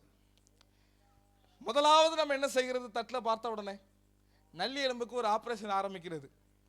ஃபர்ஸ்ட் அதை உரிந்து பார்க்கறது, பின்பு லைட்டாக அப்படி தட்டி பார்க்கறது, அது வராது. பின்பு அப்படியே தூக்கி கரையில் வச்சிருவோம். வச்சுட்டு மற்ற சாப்பாடு கூட்டு எல்லாம் என்னெல்லாம் இருக்கோ எல்லாத்தையும் முடிச்சுட்டு கடைசியில் திரும்ப அந்த ஆப்ரேஷன் ஆரம்பிப்போம். என்ன ஆப்ரேஷன்? நல்லி எலும்பு. அந்த நல்லி எலும்பை எடுத்து திரும்பவும் அப்படி மெதுவாக அதுக்கு, ஏன்னா என்றைக்குமே நம்ம ஸ்ட்ராங்காக கொடுக்கறது இல்லை, மெதுவாக அப்படி தட்டி பார்க்கறது, அப்புறம் உரிந்து பார்க்கறது, அப்புறம் நம்ம சாப்பிட்றது தட்டா இலையெல்லாம் பார்க்கறதில்ல, ஒரே குத்து தான். 2 குத்து வருமா வராதா? இப்போ உள்ள பிள்ளைகள் அப்டேட் ஆகிட்டாங்க. எப்படி? மௌ அம்மா இங்கே தான் நிற்பாங்க. எங்கே தான்? பக்கத்தில் 2 அடி இடம் தான் இருக்கும். அம்மா கத்துறது. வீட்டுக்கு ஹாலுக்கும் கிச்சனுக்கும் எவ்வளோ இடம் வந்துற போது, அவ்வளோ கொஞ்சம் இடம் தான் இருக்கும். இங்கேருந்து கத்துறது, கத்தி கூப்பிட்டு அந்த ஹேர்பின் எடுத்துட்டு வாங்க, அந்த ஊக்க எடுத்துட்டு வாங்க. இந்த அம்மா அவ்வளோ தூரம் முயற்சி பண்ணி இந்த அம்மாவுக்கு அதை எடுத்துருக்க முடியாது. இது என்ன பண்ணுறது? அதை வாங்கி கொண்டு உள்ளே விட்டு அதை எடுத்து சாப்பிட்ட பிறகு அதில் ஒரு டேஸ்ட்டும் இருக்காது. இதுதான் உண்மை. அதை எடுத்த பிறகுதான் எப்போடா அந்த எலும்பு திரும்ப யூஸ் ஆகுமா? அந்த எலும்பை திரும்ப யாராவது இப்போ கறி மிச்சம் வந்தால் என்ன செய்திருவீங்க பெண்கள்? நான் யாருக்கும் தெரியாமல் நைசத்துக்கு திருப்பி குழம்பு சட்டியில் போட்டு திரும்பி அடுத்த சப்ளை நடக்கும். ஆனால் நல்லி எலும்புல இருந்து அந்த உள்ள இருக்கிற சதை வெளியே வந்த பிறகு நல்லி எலும்பை கொண்டு யாராவது நீங்கள் திருப்பி குழம்புல போடுவீங்களா? அந்த குழம்புல போகாம அதை திருப்பி குப்பைக்கு அல்லது வீட்டில் இருக்கிற அதை நாயின்னு சொன்னாலும் சிலருக்கு கோபம் வரும். அதை திடீர்னு நீங்கள் யாராவது ஒவ்வொரு பேரை, ஒரு பர்த்டே ஃபங்க்ஷனுக்காக ஒரு வீட்டுக்கு போயிருக்கோம். பர்த்டே ஃபங்க்ஷனுக்கு போனால் ஒரு மனுஷன் பேர், அந்த மனுஷன் பேரை சொல்லி எங்களுக்கு பர்த்டே வாங்கன்னு சொல்லி எல்லாம் போய் அங்கே வீட்டில் போய் சரி எல்லாம் ஆயத்தமாகவும் ஜெபம் பண்ணுவோம், கேக்கெல்லாம் வச்சாச்சு, எல்லாம் வச்சாச்சு. பேரை சொல்லி ஆள் வரான்னு பார்த்தா வாலாட்டிக்கிட்டு 4 காலோட ஒன்று வருது. யாரு? நாய் தான். அது வருது. அவருக்கு அந்த அந்த அந்த சரி நாயினே வச்சுக்கிடுவோமே. அந்த நாய்க்கு இவங்க ட்ரெஸ்ஸை எங்கே தான் எந்த கடையில் போய் வாங்கினான்னு எனக்கு தெரியல. அதுக்கு கரெக்டாக 4 காலம் உள்ள போகிற மாதிரி அதுக்கு ஒரு ட்ரெஸ்ஸு, அதுக்கு ஒரு டவுசர் வேறு, அதுக்கு ஒரு டவுசரை போட்டு அது வாள் வெளியே வர்றதுக்கான ஒரு ஓட்டையை போட்டு அந்த டவுசரை போட்டால் விழுந்து வாள் வந்து ஆட்டிக்கிட்டே வருது. இப்படிதான் இன்னைக்கு என்ன செய்கிறோம்? மனிதனுக்கு இருக்கக்கூடிய அந்த ஒரு நல்ல ஒரு மதிப்பு கூட மதிப்புலாம் போயிடுச்சு. இப்போ யாருக்கு தான் மதிப்பு? அதை விட்டுருவோம். இப்போ அந்த அந்த நாய்க்கு போகிற அந்த எலும்பு இருக்கு பாருங்க, அதை நாம் என்ன செய்ய போகிறதுலாம் மறுபடியும் உபயோகப்படுத்த போகிறதில்ல. அந்த எலும்புக்கு பேர் தாங்க உலர்ந்து போன எலும்பு. அது இனி பயன்படாது, அது நோ யூஸ், அதனால எந்த ஒரு பயனும் இல்லை. அதுதான் உலர்ந்து போன எலும்பு. இந்த உலர்ந்து போன எலும்புக்கு மத்தியில் போய் நிறுத்திட்டு கர்த்தர் தீர்க்கதரிசியை பார்த்து கேட்கிறாங்க, எப்பா இதெல்லாம் உயிர் பெற்று எலும்புமான்னு கேட்கிறாங்க. இவர் பார்க்கிறார், நமக்கு எதுக்கு தேவையில்லாத வேலை? இயேசு எப்படிப்பட்டவர்? மரித்து போன அல்லது செத்து போன ஆபிரகாமின் சரீரத்திலிருந்து, செத்து போன சாராளுடைய கர்ப்பத்திலிருந்து சந்ததிகளை உருவாக்கினவர் தேவன். செத்து போன ஆபிரகாமுடைய சரீரம், செத்து போன சாராளுடைய கர்ப்பம், 100வது வயதிலும் 91வது வயதிலும் அவர்கள் மூலமாய் சந்ததிகளை உருவாக்கின தெய்வம். அதை பார்க்கும் பொழுது, அதை நினைத்து பார்க்கும் பொழுது, ஐயோ ரொம்ப வல்லமையான தெய்வம். முன்னாடி இருக்கிற உலர்ந்து போன எலும்பை பார்க்கும்போது இது வாய்ப்பே இல்லாத மாதிரி தெரியுது. இவர் பார்த்தா நமக்கு எதுக்கு வம்பு, அதை நீரே அறிவீர் ஆண்டவரே அப்படின்ட்டு. கர்த்தர் சொன்னாங்க, நான் சொல்லக்கூடிய வார்த்தைகளை நீ அதற்கு மேலாக உரைக்கும் பொழுது அங்கே என்ன நடக்குன்னு பாருன்னு சொன்ன பொழுது இவர் அதே போல வார்த்தைகளை அதற்கு நேராக உரைக்கின்றார். உரைக்கும் பொழுது வேதம் சொல்லுகின்றது, அவைகள் அதினதின் எலும்புகளோட சேர்ந்து கொண்டது, எலும்புகளின் மேல் நரம்புகள் உண்டானது, நரம்புகளின் மேல் சதைகள் உண்டானது, அவைகள் ஜீவன் பெற்று சேனைகளாய் எழும்பி இருக்கு. இப்போ இவர் யோசிக்கிறார், ஆமா எதுக்காக இதெல்லாம் கர்த்தர் செய்யறாங்க? சும்மாதான் வீட்டில் இருந்தோம், நம்மை ஆவிக்குள்ளாக்கினார், பள்ளத்தாக்கில கொண்டு வந்து விட்டார், 2-3 கேள்வியும் கேட்டார், பின்பு சேனைகளால் நிப்பாட்டிட்டார். எதற்காக இந்த ஆண்டவர் செய்கிறார் இவர் யோசிக்கும் பொழுது கர்த்தர் சொன்னாங்க, 11வது வசனத்தை வாசிங்க. மனுபுத்திரனே, இந்த எலும்புகள் இஸ்ரவேல் வம்சத்தார் அனைவருமே, இதோ அவர்கள் எங்கள் எலும்புகள் உலர்ந்து போயிற்று, எங்கள் நம்பிக்கை அற்று போயிற்று, நாங்கள் அற்புண்டு போகிறோம். இப்போ கர்த்தர் சொன்னாங்க, எப்பா நீ பார்த்தாயே இந்த உலர்ந்து போன எலும்புகள் எல்லாம் இஸ்ரவேல் வம்சத்தார், அவர்கள் எங்கள் எலும்புகள் உலர்ந்து போயிட்டு நாங்கள் நம்பிக்கையற்றவர்களாக போயிட்டோம், எங்களால் முடியாதுன்னு சோர்ந்து போய் இருக்கிறாங்க. நீ பார்த்தவைகளையும் செய்தவைகளையும் போய் அவர்களுக்கு சொல்லு, இந்த எலும்புகள் எப்படி உயிரோடு எழும்பினதோ அதே போல அந்த ஜனத்தையும் நான் உயிரோடு எழுப்புவேன், அந்த ஜனத்தையும் நான் உயிர் வீச்சு கொடுப்பேன் என்று சொல்லி ஆண்டவர் வானத்தையும் பூமியும் படைத்த தெய்வம், அவர் நாம் எண்ணுவதற்கும் நாம் நினைப்பதற்கும் மேலான மாறான காரியத்தை செய்கிற தெய்வம் அங்கே உணர்த்தி அனுப்பின பொழுது, அதே போல இந்த தீர்க்கதரிசி அந்த எலும்புகள் நிறைந்த பள்ளத்தாக்கிலே நடந்தவைகளை குறித்து இஸ்ரவேல் ஜனங்களுக்கு சொன்ன பொழுது அவர்கள் எல்லாரும் சந்தோஷத்தோடு ஆர்ப்பரிக்கிறார்கள். இதுவரைக்கும் நடத்தின தேவன் இனிமேலும் எங்களை நடத்த வல்லவராய் இருக்கிறார். கரங்களை உயர்த்தி அல்லேலூயா சொல்லுவோம். அல்லேலூயா. மத்தேயு 28:20 சொல்லுகிறது, இதோ உலகத்தின் முடிவு பரியந்தமும் சகல நாட்களிலும் நான் உங்களுடனே கூட இருக்கின்றேன். அப்படி இருக்கின்றேன் என்பவர் எப்படிப்பட்டவர் என்பதை தான் இன்றைக்கு சில சம்பவங்கள் மூலமாக நாம் பார்த்தோம். நாம் நினைத்து கூட பார்க்க முடியாத, நடக்க முடியாத ஒரு மனுஷனை, ஏதாகிலும் கிடைக்கும் என்று எதிர்பார்த்த மனுஷனை தேவனுடைய வார்த்தை நடக்க வைத்தது. 38 வருஷமாய் மிகவும் வியாதிக்குள்ளாக இருந்த மனுஷனை ஒரு வார்த்தையினாலே இயேசு அந்த மனுஷனுக்கு முழு சுகத்தை கொடுத்து அவனை உயிரோடு அல்லது அவனை ஒரு ஆவியிலே ஒரு உயிரை கொடுத்து அவர் என்ன செய்கிறார், எழுப்பி வீட்டுக்கு அனுப்பி விடுகிறார். ஒரு மனுஷன் எல்லாராலும் புறக்கணிக்கப்பட்ட மனுஷன், மற்றவர்களினால் மிகவும் ஒரு தவறான வார்த்தைகளினால் பாவி என்ற ஒரு முத்திரையோடு அறியப்பட்ட மனுஷனை கர்த்தர் என்ன பண்ணாங்கன்னா, இவனை ஒரு நீதிமான் அப்படிங்கிறது எல்லா மனுஷருக்கு முன்பதாக காண்பிக்கிறாங்க. வேதம் இன்னுமாக நான் வாசித்து பார்த்தோமே, உலர்ந்து போன எலும்புகள், அதாவது இஸ்ரவேல் ஜனங்கள் நாங்கள் நம்பிக்கையெல்லாம் இல்லப்பா, இனி எப்படி நடக்கும், எப்படி காரியம் ஆகும் என்று அவர்கள் சிந்தித்துக் கொண்டு இருக்கும் பொழுது கர்த்தருடைய வார்த்தை இங்கே கடந்து போன பொழுது, இல்லாதவைகளை இருக்கிறதை போல அழைக்கிற தேவன், இல்லாதவைகளை இருக்கிறதை போல அழைக்கிறவர், எல்லாவற்றையும் எல்லாவற்றாலும் நிரப்புகிறவர், மனிதன் நினைத்து கூட பார்க்க முடியாத மகா பெரிய காரியத்தை செய்யக்கூடிய சர்வ வல்லமை உள்ள தேவன் இன்றைக்கு இந்த ராத்திரி நேரத்தில் நம்முடைய மத்தியில் அவர் உலாவி வருகின்றார். கர்த்தரே ஆவியானவர். காரணம், நம்முடைய மத்தியில் இயேசு இருக்கிறார் என்பதை நாம் விசுவாசிக்க வேண்டும். ஏனென்றால் எங்கே 2-3 பேர்கள் ஒருமனப்படுகிறீர்களோ அவர்கள் மத்தியிலே நான் இருக்கின்றேன் என்று அவர் சொல்லுகிறார். எங்கே 2-3 பேர்கள் ஒருமனப்படுகிறீர்களோ அவர்கள் மத்தியிலே நான் இருக்கின்றேன். அவர் இருக்கிற இடத்தை குறித்து வேதம் சொல்லுகிறது, கர்த்தரை ஆவியானவர், கர்த்தருடைய ஆவி எங்கே உண்டோ அங்கே விடுதலை உண்டு. அந்த விடுதலை குறித்து வேதம் சொல்லுகிறது, அது ஒரு மெய்யான விடுதலை. உலகத்தில் இருந்து பாவத்திலிருந்து தேவன் உங்களை விடுதலையாக்கக்கூடிய விடுதலை குறித்து வேதம் சொல்லுகிறது, ஒரு மெய்யான விடுதலை. இந்த ராத்திரி நேரத்திலே கர்த்தர் நல்லவர் அப்படிங்கிறத கேள்விப்பட்டு வந்திருப்பீங்கன்னா, கர்த்தர் நல்லவர் அப்படிங்கிறத ரொம்ப நாள் நீங்க கேட்டிருப்பீங்கன்னா, நான் உங்களுக்கு ஒரு சொல்லுகின்றேன், இன்றைக்கு நீங்கள் அதை ருசிக்கிறவர்களாக கர்த்தர் உங்களை மாற்றப் போகிறார். கர்த்தர் நல்லவர் அப்படிங்கிறத ருசிக்கிறவர்களாக உங்களை மாற்றப் போகிறார். கரங்களை உயர்த்தி ஒரு அல்லேலூயா சொல்லுவோம். அல்லேலூயா. கேட்ட வார்த்தைகளுக்காக ஜெபிக்கும்படியாக யாவர் நாம் எழுந்து நிற்போம். உற்சாகத்தோடு நாம் எழுந்து நின்று கர்த்தர் நம்மோடு பேசின வார்த்தைகள் அது நமக்குள்ளாக கிரியை செய்யும்படியாக யாவரும் எழுந்து நிற்போம். அல்லேலூயா, அல்லேலூயா. தேவ கிருபை என்றும் உள்ளதே, அவர் கிருபை என்றும் உள்ளதே, அவரை போற்றி துதித்து பாடி அல்லேலூயா என்றார் பரிபோ. அவரை போற்றி துதித்து பாடி அல்லேலூயா என்றார் பரிபோம். தேவ கிருபை என்றும் உள்ளதே, என்றும் உள்ளதே, அவரை போற்றி துதித்து பாடி அல்லேலூயா என்றார் பரிபோம். இயேசுவை போற்றி துதித்து பாடி அல்லேலூயா என்றார் பரிபோம். நெருக்கப்பட்டும் மடிந்திடாமல் கர்த்தர்தாம் நம்மை காத்ததாலே, நெருக்கப்பட்டும் மடிந்திடாமல் கர்த்தர்தாம் நம்மை காத்ததா. கரங்களை தட்டி அவர் நல்லவர், சர்வ வல்லவர், அவர் கிருபை. உள்ளத்தின் ஆழத்திலிருந்து நான் ஆராதிக்கிற தேவம், சர்வ வல்லமை உள்ள தேவம், நான் ஆராதிக்கிற தேவம் வல்லமையான காரியங்களை செய்யக்கூடியவர் என்பதை விசுவாசித்து, அவர் நல்லவர், சர்வ வல்லவர், அவர் கிருபை என்று உள்ளது, கிருபை என்று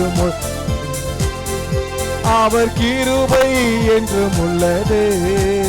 அவரை போற்றி துதித்து பாடி அல்லேலூயா என்றார் பரிபோ. இயேசுவை போற்றி துதித்து பாடி அல்லேலூயா என்றார் பரிபோ. வெள்ளம் போல் மேற்கொள்ள வந்து வீரனேமியா ஆவியை அளித்தே. வெள்ளம் போல் நிந்தை மேற்கொள்ள வந்து வீரனேமியா ஆவியை அளித்தே. திட நம்பிக்கை தைரியமீந்தாரே, அவர் கிருபை என்றும் உள்ளது. திட நம்பிக்கை தைரியமீந்தாரே, அவர் கிருபை என்று. கரங்களை உற்சாகத்தோடு தட்டி தேவ கிருபை என்றும் உள்ளது, அவர் கிருபை என்றும் உள்ளது. அவரை போற்றி துதித்து பாடி அல்லேலூயா என்றார் பரிபோ. இயேசுவை போற்றி பாடி அல்லேலூயா என்றார் பரிபோ. இயேசுவை போற்றி துதித்து பாடி அல்லேலூயா என்றார் பரிபோ. நிச்சயமாகவே தேவன் நம்மோடு கூட பேசினார். இதோ உலகத்தின் முடிவு பரியந்தம் சகல நாட்களிலும் நான் உங்களுடனே கூட இருக்கிறேன் என்று சொன்ன தெய்வம் சில சம்பவங்கள் மூலமாய் அவர் நம்மோடு பேசினார். உங்களோடு இருக்கிற தேவன் நாம் நினைத்து பார்ப்பதற்கும் நாம் ஆசைப்படுவதற்கும் மேலான காரியத்தை அவர் செய்யக்கூடியவர். எத்தனை பேர் விசுவாசிக்கின்றீர்கள்?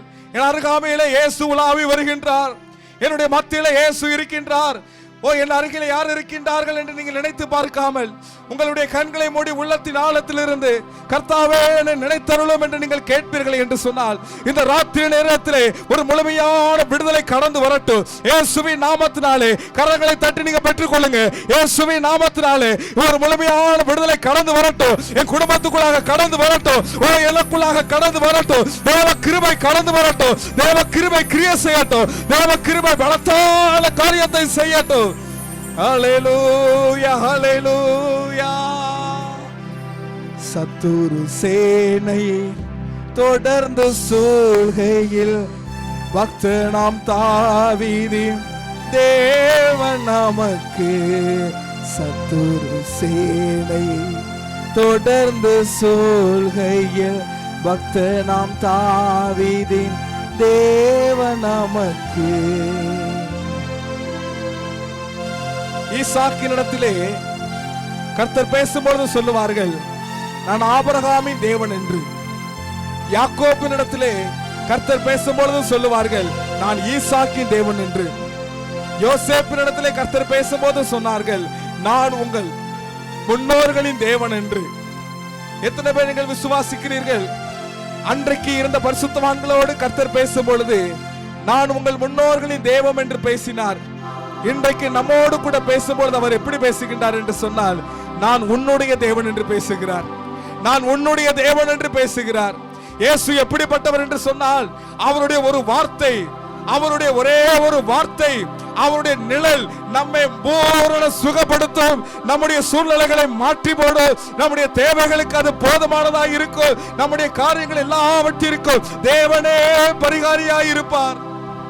இந்த ராத்திரி நேரத்தில் அவரை முழு மனதோடு இயேசுவே என்னை நினைத்தருளும் என்று கேட்பீர்கள் என்றால், இந்த சத்தத்தை தூர இடத்திலிருந்து கேட்டுக்கொண்டு இருக்கிறவர்கள் நீங்கள் இருக்கின்ற இடத்தில் இருந்து கொண்டு இயேசுவே என்னை நினைத்தருளும் என்று கேட்பீர்கள் என்றால், அவருடைய பலமான கரமுகள் மேல் அமரும். அவருடைய பலமான கரமுகள் மேல் அமரும்.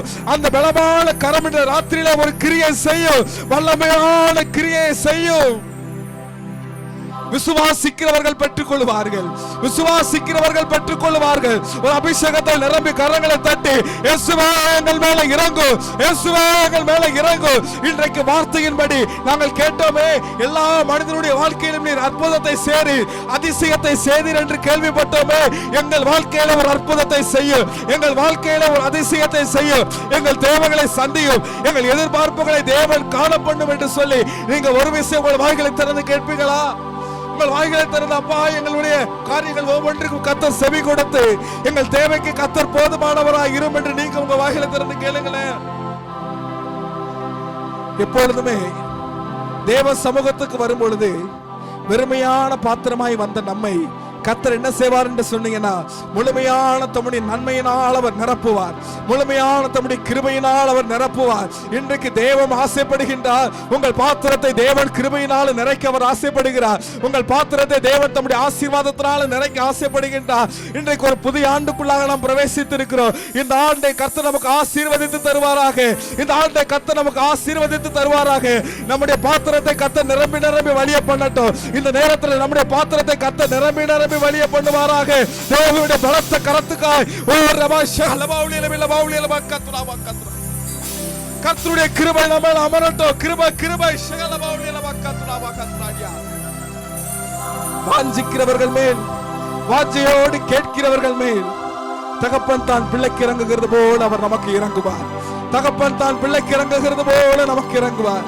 நம்முடைய கண்களை மூடி நம்ம அங்கங்க பார்க்காம உண்மையாகவே உள்ளத்தின் ஆழத்திலிருந்து தேவத்தை பார்த்து கூப்பிடுவீர்கள் என்று சொன்னால், அவர் உங்களுக்கு பதில் கொடுக்கிற தேவமாய் உங்கள் மத்தியில இருக்கிறார். அவர் கிரியை செய்கிற தேவமாய் இருக்கிறார். அவர் அன்றைக்கு எந்த வல்லமையோடு இருந்தாரோ, வேதம் சொல்லுகிறது போல நேற்றும் இன்றும் என்றும் மாறாத தேவனாய் இன்றைக்கு நம்முடைய மத்தியில அவர் அசைவாடி கொண்டு இருக்கிறார். நேற்றும் இன்றும் என்று மாறாத தேவனாய் நம்முடைய மத்தியில அவர் உறவாடி கொண்டு இருக்கிறார். நீங்கள் அழைத்தால் உங்களுடைய இல்லத்துக்குள்ளாக அவர் வருவார். நீங்கள் அழைத்தால் உங்களுக்குள்ள ஒரு விடுதலை கொடுப்பார். ஒரு மெய்யான விடுதலை உங்களுக்கு உண்டு. மெய்யான சமாதானம் உங்களுக்கு உண்டு. மெய்யான சந்தோஷம் உங்களுக்கு உண்டு. இயேசு என்னும் நாமத்தை சொல்லும் பொழுது இந்த ராத்திரி நேரத்திலே பிசாசுகள் எல்லாம் அதிர்ந்து போகட்டும், பிசாசின் சேனைகள் எல்லாம் அதிர்ந்து போகட்டும். என் சரீரத்துக்கு விரோதமாய் போராடக்கூடிய பிசாசு, என் குடும்பத்துக்கு விரோதமாய் போராடக்கூடிய பிசாசு, என்னுடைய குடும்பத்தை பிரிக்க முடியாது, என் உறவுகளை பிரிக்க முடியாது போராடி கொண்டிருக்கிற பிசாசு, இயேசு என்னும் நாமத்தினாலே நாங்கள் முற்றிலுமாய் கட்டி ஜெபிக்கிறோம் அப்பா. கர்த்தருடைய ஆவியானவர் பலமாய் இறங்குவீராக. பலமாய் கிரியை செய்து கொண்டிருக்கிறீர், பலமாய் கிரியை செய்து கொண்டிருக்கிறீர். கர்த்தர் உங்களை பார்த்து சொல்லுகிறார், பராக்கிரமசாலியே கர்த்தர் உன்னோடு கூட இருக்கின்றார். பராக்கிரமசாலியே கர்த்தர் உன்னோடு கூட இருக்கின்றார். பராக்கிரமசாலியே கர்த்தர் உன்னோடு கூட இருக்கிறார். இன்றைக்கு தேவன் ஒரு அற்புதத்தை செய்து விட்டார், ஒரு அதிசயத்தை தேவன் செய்து விட்டார். கரங்களை தட்டி நாம் அதை பெற்றுக் கொள்வோம், கரங்களை தட்டி நாம் அதை பெற்றுக் கொள்வோம். பராக்கிரமசாலியே கர்த்தர் உன்னோடு பேசிக் கொண்டு இருக்கிறார். பராக்கிரமசாலியே தேவன் உன்னோடு கூட இருக்கிறார். அவர் உன் சிரசை தொட்டு உன் உச்ச தலை முதல் உள்ள கால் வரைக்கும் தேவன் கிருபை செய்வார், தேவன் கிருபை செய்வார். இந்த நாள் ஒரு ஆசீர்வாதத்தின் நாளாக, ஒரு ஆசீர்வாதத்தின் இரவாக அமையட்டும் கர்த்தாவே. பிள்ளைகளோடு நீர் பேசின வார்த்தைகளுக்காக உமக்கு ஸ்தோத்திரம். பிள்ளைகளோடு நீர் பேசின வார்த்தைகளுக்காக உமக்கு ஸ்தோத்திரம். கர்த்தர் நீர் கொடுத்திருக்கிற உம்முடைய மெய்யான விடுதலைக்காக உமக்கு ஸ்தோத்திரம். உம்முடைய மெய்யான விடுதலைக்காக கர்த்தருக்கு ஸ்தோத்திரம். பராக்கிரமசாலியே கர்த்தர் உன்னோடு கூட இருக்கின்றார். சோர்ந்து போகாமல் மிக தெளிவோடு சந்தோஷத்தோடு ஆறுதலோடு இந்த இடத்தை விட்டு நாம் கடந்து போவோம். கர்த்தர் சொன்னது போல ஒவ்வொரு பராக்கிரமசாலியோடும் தேவன் இருக்கிறார். உங்களோடு தேவன் பேசினார், அவர் கிரியை செய்வார். அவருடைய கரத்தினால், அவருடைய கரத்தின் கிரியைகளை நீங்கள் வெகு சீக்கிரத்திலே பார்ப்பீர்கள். தேவனுடைய கரத்தின் கிரியைகளை வெகு சீக்கிரத்திலே உங்களுடைய கண்கள் காணும். தேவ கிருபை என்றும் உள்ளது, அவர் கிருபை என்றும் உள்ளதே. உற்சாகத்தோடு கரங்களை தட்டி அவரை போற்றி துதித்து பாடி அல்லேலூயா என்றார் பரிபோம். இயேசுவை போற்றி துதித்து பாடி அல்லேலூயா என்றார் பரிபோம். இயேசுவை போற்றி துதித்து பாடி அல்லேலூயா என்றார் பரிபோம்.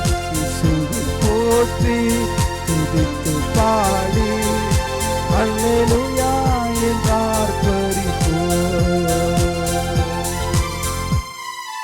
நாம் யாவரும் கண்களை மூடி அருமையான தேவ மனுஷருக்காக, தேவ ஊழியருக்காக நாம் எல்லோரும் கண்களை மூடி இவர்களுக்கு நேராக உங்கள் கரங்களை நீட்டுங்கள். இந்த ஸ்தலத்தில் செய்யப்படும் ஜெபங்களுக்கு என் கண்கள் திறந்தவைகளும் என் செவிகள் கேட்கிறோமா என்று சொன்ன வாக்குத்தத்தத்தின்படி முதலாக இந்த 2024வது ஆண்டு அருமையான நம்முடைய CSI சகல பரிசுத்தவான்களின் ஆலயத்திற்கு வந்து கர்த்தருடைய வார்த்தையை கொடுக்க ஆண்டவர் முன் குறித்திருக்கிறார். இந்த நாள் முதல் அருமையான ஊழியக்கார மகனுடைய வாழ்க்கையில சின்னவன் 1000 சிறியவன் பலத்த ஜாதியுமாவான். கர்த்தரை நான் ஏற்ற காலத்தில் இதை தீவிரமாய் நடப்பிப்பேன் என்று சொன்ன வார்த்தைப்படி இந்த நாள் முதலப்பா வடக்கு பகுதி, தெற்கு பகுதி, மேற்கு பகுதி, கிழக்கு பகுதி ஊழிய அழைப்பு வருவதாக, எல்லா மாவட்டத்திலிருந்து வருவதாக, எல்லா தேசத்திலிருந்து வருவதாக, எல்லா கிராமத்திலிருந்து வருவதாக. தாவீது நாளுக்கு நாள் விருத்தி அடைந்தான், சேனைகளின் கர்த்தர் அவனோடு இருந்தார் என்று சொன்ன வஸ்திரமே. அருமையான கர்த்தருடைய கனமான ஊழியத்தை செய்யக்கூடிய அன்பு ஊழியக்கார மகனோடு இருந்து பெரிய காரியத்தை செய்யுங்கப்பா. நாங்க எங்களுடைய தேவாலயத்தில் இருந்து ராஜா பிதா குமாரன் பரிசுத்தாவி நாமத்தினால நிறைஞ்ச மனசோடு உங்க மகனை ஆசீர்வதிக்கிறோம். நீ உயிரோடு இருக்கும் நாளெல்லாம் ஒருவனும் உனக்குள் எடுத்திருப்பதில்லை. நான் மோசையோடு இருந்தோ போல நான் உன்னோடு இருப்பேன், நான் உன்னை விட்டு விலகுவதும் இல்லை, உன்னை கைவிடுவேன் என்று சொல்ல வந்தது. ஒருவரும் எதிர்பார்க்காம எதிர்க்க கூடாத வாக்கு ஞானத்தை நான் உனக்கு கொடுப்பேன் என்று சொல்ல வந்தது. அருமையான அன்பு ஊழியக்காரருக்காக, அவருடைய துணைவியாருக்காக, கொடுக்கப்பட்ட மிராக்கள் பேபிக்காக, அவங்க தாயாருக்காக, சகோதரருக்காக, ஊழியத்தில் உடன் ஊழியருக்காக, இவர்கள் கூட வந்திருக்க 2 தம்பிமார்களுக்காக செபிக்கிறேன். சபை விசுவாசிகள் ஒவ்வொருவருக்காக செபிக்கிறேன். ஊழியத்திற்கு செபிக்கிற கொடுக்கிற ஒவ்வொரு பிள்ளையுடைய வாழ்க்கையில இந்த நாள் முதல் பெரிய காரியத்தை செய்யுங்க. இயேசு கிறிஸ்துவின் நாமத்தினால கெஞ்சி மன்றாடுகிற நல்ல பிதாவே, ஆமென். God bless you. Thank you. எல்லாரும் உட்காருங்கள். இப்பொழுது கூட நம்ம மத்தியில் இருக்கக்கூடிய அருமையான கர்த்தருடைய ஊழியத்தை செய்யக்கூடிய அருமையான அன்பு சகோதரர், இவர்கள் நம்முடைய பக்கத்து கிராமத்தை சேர்ந்த அருமையான அன்பு சகோதரர் தேரிப்பனை கிராமத்தை சேர்ந்தவர்கள். ஒரு நல்ல ஒரு தொழிலதிபர் கர்த்தருடைய கனமான ஊழியத்தை அவர்கள் செய்து கொண்டிருக்கிறாங்க. அவர்களுக்காக செபித்துக் கொள்ளுங்கள். இப்பொழுது கூட அவர்கள் நம் மத்தியில் வந்திருப்பது மிகுந்த சந்தோஷம். இப்பொழுது ஒரு சிறப்பு பாடல் ஒன்று போடுவார்கள். அப்பொழுது ஆண்டவர் நமக்கு கொடுத்திருக்கிற இந்த புத்தாண்டு ஆசீர்வாத பெருவிழாவு செலவுக்காக நீங்கள் எதை செய்தாலும் மனுஷர்கிட்ட செய்யாமல் கர்த்தர்க்கென்று மனப்பூர்வமாக செய்யுங்கள் என்று சொன்ன வசனப்படி செய்யுங்கள். கர்த்தர் பெரிய காரியத்தை செய்வார். கண்களை மூடி ஜெபிப்போம். அன்பின் பரலோக பிதாவே, இந்த வேளையிலும் கூடப்பா இந்த புத்தாண்டு ஆசீர்வாத பெருவிழாவுக்கு விதைக்கிற உங்கள் பிள்ளையுடைய வாழ்க்கையில் ஒரு டேர்னிங் பாயிண்ட், ஒரு திருப்புமுனை நீங்கள் கொடுத்து ஆசீர்வதிங்க. உங்களுடைய தேவாலயத்திலிருந்து நாங்கள் கேட்குறோம், ஒரு பெரிய ஆசீர்வாதத்தை அற்புதத்தை செய்து இந்த இடத்துல வந்து சாட்சி சொல்ல நீர் கிருபை செய்யுங்க. இப்பொழுது கூடப்பா உங்களுடைய தேவ ஊழியர் அருமையான பாடல் பாடுவார்கள். அப்பொழுது கர்த்தர்க்கென்று கர்த்தருடைய கனமான ஊழியத்திற்கு காணிக்க வாங்கப்படும். அல்லேலூயா, அல்லேலூயா. ஆத்துமாவே நன்றி சொல்லு முழு உள்ளத்தோடு. ஆத்துமாவே நன்றி சொல்லு முழு உள்ளத்தோடே. ஆத்துமாவே நன்றி சொல்லு முழு உள்ளத்தோடே. என் கர்த்தர் செய்த நன்மைகளை ஒரு நாளும் மறவாதே. என் கர்த்தர் செய்த நன்மைகளை ஒரு நாளும் மறவாதே. குற்றங்களை மன்னித்தாரே, நோய்களை நீக்கினாரே. குற்றங்களை மன்னித்தாரே, நோய்களை நீக்கினாரே. பாடுங்கோடு என்று மீட்டாரே, ஜீவனை மீட்டாரே. பாடுங்கோடு என்று மீட்டாரே, ஜீவனை மீட்டாரே. என் கர்த்தர் செய்த நன்மைகளை ஒரு நாளும் மறவாதே. என் கர்த்தர் செய்த நன்மைகளை ஒரு நாளும் மறவாதே. கிருபை இரக்கங்களால் மணிமுடி சூட்டுகின்றான். கிருபை இரக்கங்களால் மணிமுடி சூட்டுகின்றான். வாழ்நாளெல்லாம் நன்மைகளால் திருப்தியாக்குகிறார். வாழ்நாளெல்லாம் நன்மைகளால் திருப்தியாக்குகிறார். என் கர்த்தர் செய்த நன்மைகளை ஒரு நாளும் மறவாதே. என் கர்த்தர் செய்த நன்மைகளை ஒரு நாளும் மறவாதே. இளமை கழுகு போல புதிதாக்கி மகிழ்கின்றான். நம் இளமை கழுகு போல புதிதாக்கி மகிழ்கின்றான். ஓடினாலும் நடந்தாலும் பலன் குறைவதில்லையே. நாம் ஓடினாலும் நடந்தாலும் பலன் குறைவதில்லையே. என் கர்த்தர் செய்த நன்மைகளை ஒரு நாளும் மறவாதே. என் கர்த்தர் செய்த நன்மைகளை ஒரு நாளும் மறவாதே. ஆத்துமாவே நன்றி சொல்லு முழு உள்ளத்தோடே. ஆத்துமாவே நன்றி சொல்லு முழு உள்ளத்தோடே. என் கர்த்தர் செய்த நன்மைகளை ஒரு நாளும் மறவாதே. என் கர்த்தர் செய்த நன்மைகளை ஒரு நாளும் மறவாதே. அல்லேலூயா, அல்லேலூயா. ஒரு 5 நிமிடத்தில் நாம் ஜெபித்து இந்த கூட்டம் நிறைவு செய்யப்படும். இப்பொழுது கூட அருமையான ஊழியக்காரரை நம்ம மத்தியில் இருக்கக்கூடிய அன்பு சகோதரர் ஜெபஸ்டின் அவர்கள் வாங்க. அன்பு சகோதரர் ஜெபஸ்டின் அவர்கள் வந்து அருமையான ஊழியக்காரர் அவர்களுக்கு ஷால் அணிவித்து அவர்களை கனப்படுத்துவார்கள். உற்சாகத்தோடு கரங்களை தட்டி உற்சாகப்படுத்துவோம்.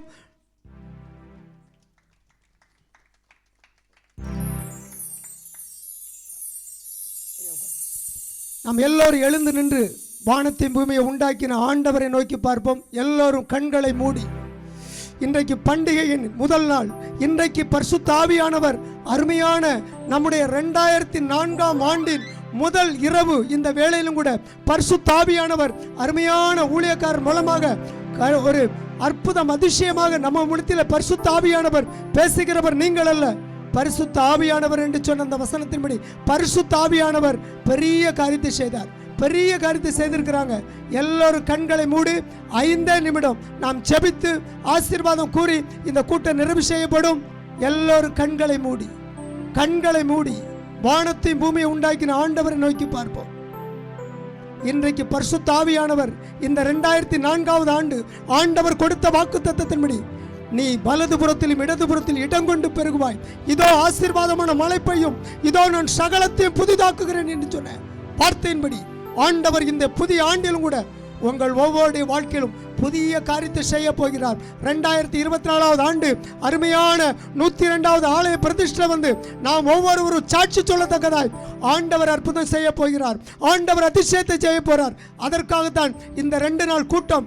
இந்த 2 நாள் கூட்டத்தில் ஆண்டவர் நம்மளை சுத்திகரித்து இன்றைக்கு உங்களை பரிசுத்த பண்ணிக் கொள்ளுங்கள், நாளைக்கு கர்த்தர் உங்கள் நடுவில் அற்புதங்களை செய்வார் என்று சொன்ன அந்த வார்த்தையின்படி இந்த நாள்ல இருந்து நாம் ஒவ்வொரு வாழ்க்கையிலும் ஆண்டவர் பெரிய காரியத்தை செய்ய போகிறார்.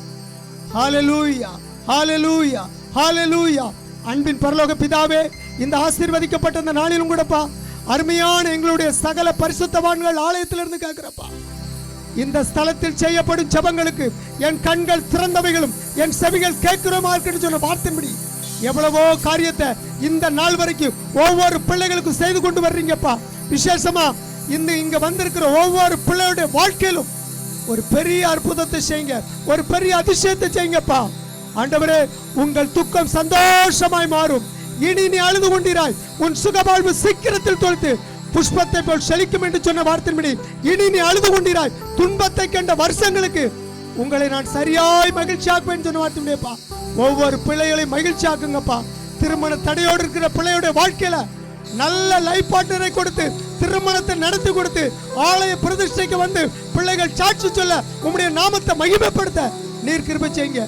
வியாதியோடு இருக்கிற பிள்ளையோட வாழ்க்கையில நல்ல சுகத்தையும் பலத்தையும் கொடுத்து ஆண்டவருக்கு நன்றி செலுத்த கிருபை செய்யுங்கப்பா.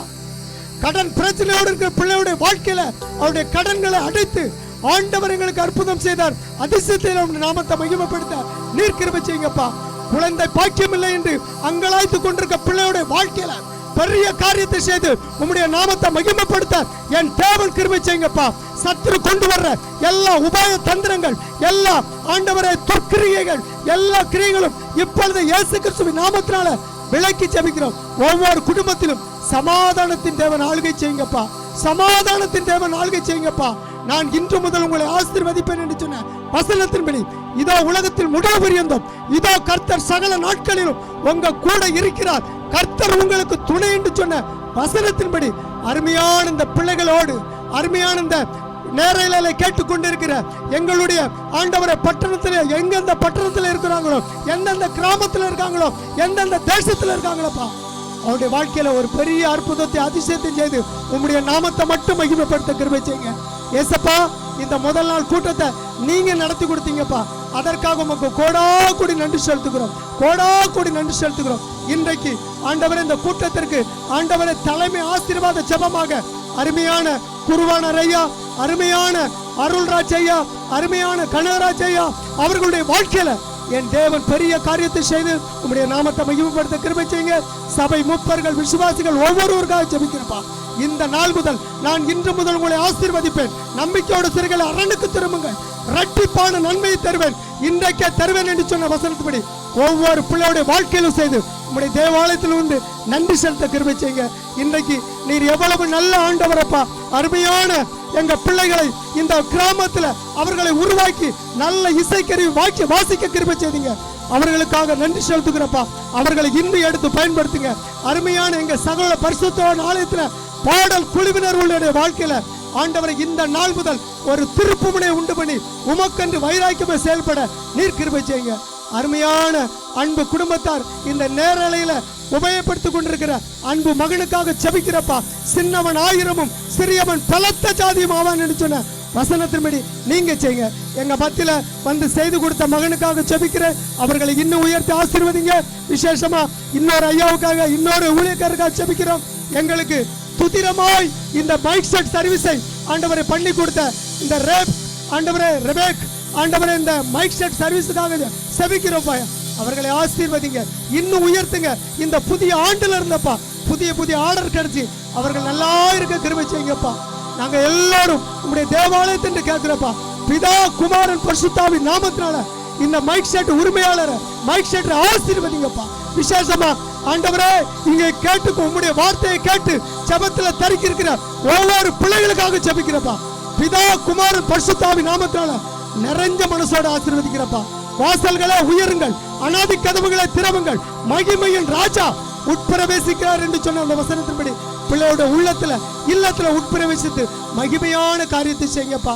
இந்த நாள் முதல் அவங்க வீட்டில் அரிசி பாத்திரம், எண்ணெய் பாத்திரம், உப்பு பாத்திரம் நிரம்பி வழிவதாக, கேஸ் பாக்ஸ் நிரம்பி வழிவதாக, பேங்க் அக்கௌண்ட் நிரம்பி வழிவதாக, அள்ளல்ல குறையாத ஒரு ஆசீர்வாத ஊற்றுக்கண் திறக்கப்படுவதாக. உம்முடைய தேவாலயத்திலிருந்து பிதா குமாரன் பரிசுத்தாவின் நாமத்தினால நிறைஞ்ச மனசோட ஒவ்வொரு குடும்பத்தையும் ஆசீர்வதிக்கிறேன். என்னுடைய கரமல்ல டாடி உங்க கரம் பிளஸ் பண்ணட்டு, என்னுடைய வாயல்ல டாடி உங்க வாய் பிளஸ் பண்ணட்டு. நீங்க பொறுப்படுத்தி வழி நடத்துங்க. துதி கன மகிமை ஏசப்பா உங்க ஒருவருக்கு மீட்பர் இயேசு கிறிஸ்துவின் நாமத்தினால கெஞ்சி மன்னாடுகிற நல்ல பிதாவே. என் ஆத்துமாவே கர்த்தரை சோஸ்தரி, என் முழு உள்ளமே பரிசுத்த நாமத்தை சோத்திரி. என் ஆத்துமாவே கர்த்தரை சோத்திரி, கர்த்தர் செய்த சகல உபகாரங்களை மறவாதே. ஆமென். இப்பொழுது கூட நம்ம மத்தியில் இருக்கக்கூடிய அருமையான ஊழியக்கார ஐயவர்கள் ஆசீர்வாதம் கூறி இந்த கூட்டம் நிறைவு செய்யப்படும். செபிக்க விருப்பமுள்ளவர்கள் அருமையான ஊழியக்காரருடன் வந்து செபித்து கிடந்து செல்லுமாறு உங்களை அன்போடு கேட்டுக்கொள்கிறோம். நம்முடைய கர்த்தராகிய இயேசு கிறிஸ்துவினுடைய கிருபையும் பிதாவாகிய தேவனுடைய அன்பும் பரிசுத்த ஆவியானவருடைய ஐக்கியமும் இப்பொழுதும் எப்பொழுதும் நம்மோடு கூட இருப்பதாக. கரங்களை வைத்து சொல்லுவோம். அல்லேலூயா, அல்லேலூயா, அல்லேலூயா. கர்த்தர் உங்களை ஒவ்வொருவரையும் ஆசீர்வதிப்பாராக. நாளைக்கு நமக்கு சரியா 7 மணிக்கு இந்த கூட்டம் ஆரம்பிக்கப்படும். அநேகர் அழைத்து வாங்க. கர்த்தர் பெரிய காரியத்தை செய்வாங்க. அருமையான ஊழியரோடு செபிக்க விருப்பம் உள்ளவர்கள் செபித்து கடந்து செல்லுமாறு உங்களை அன்போடு கேட்டுக்கொள்கிறேன். ஊழியக்கார ஐயாவுக்காக செபித்துக் கொள்ளுங்கள். ஆண்டவர் இன்னும் தம்பியை வல்லமையை எடுத்து பயன்படுத்த. God bless you. நன்றி.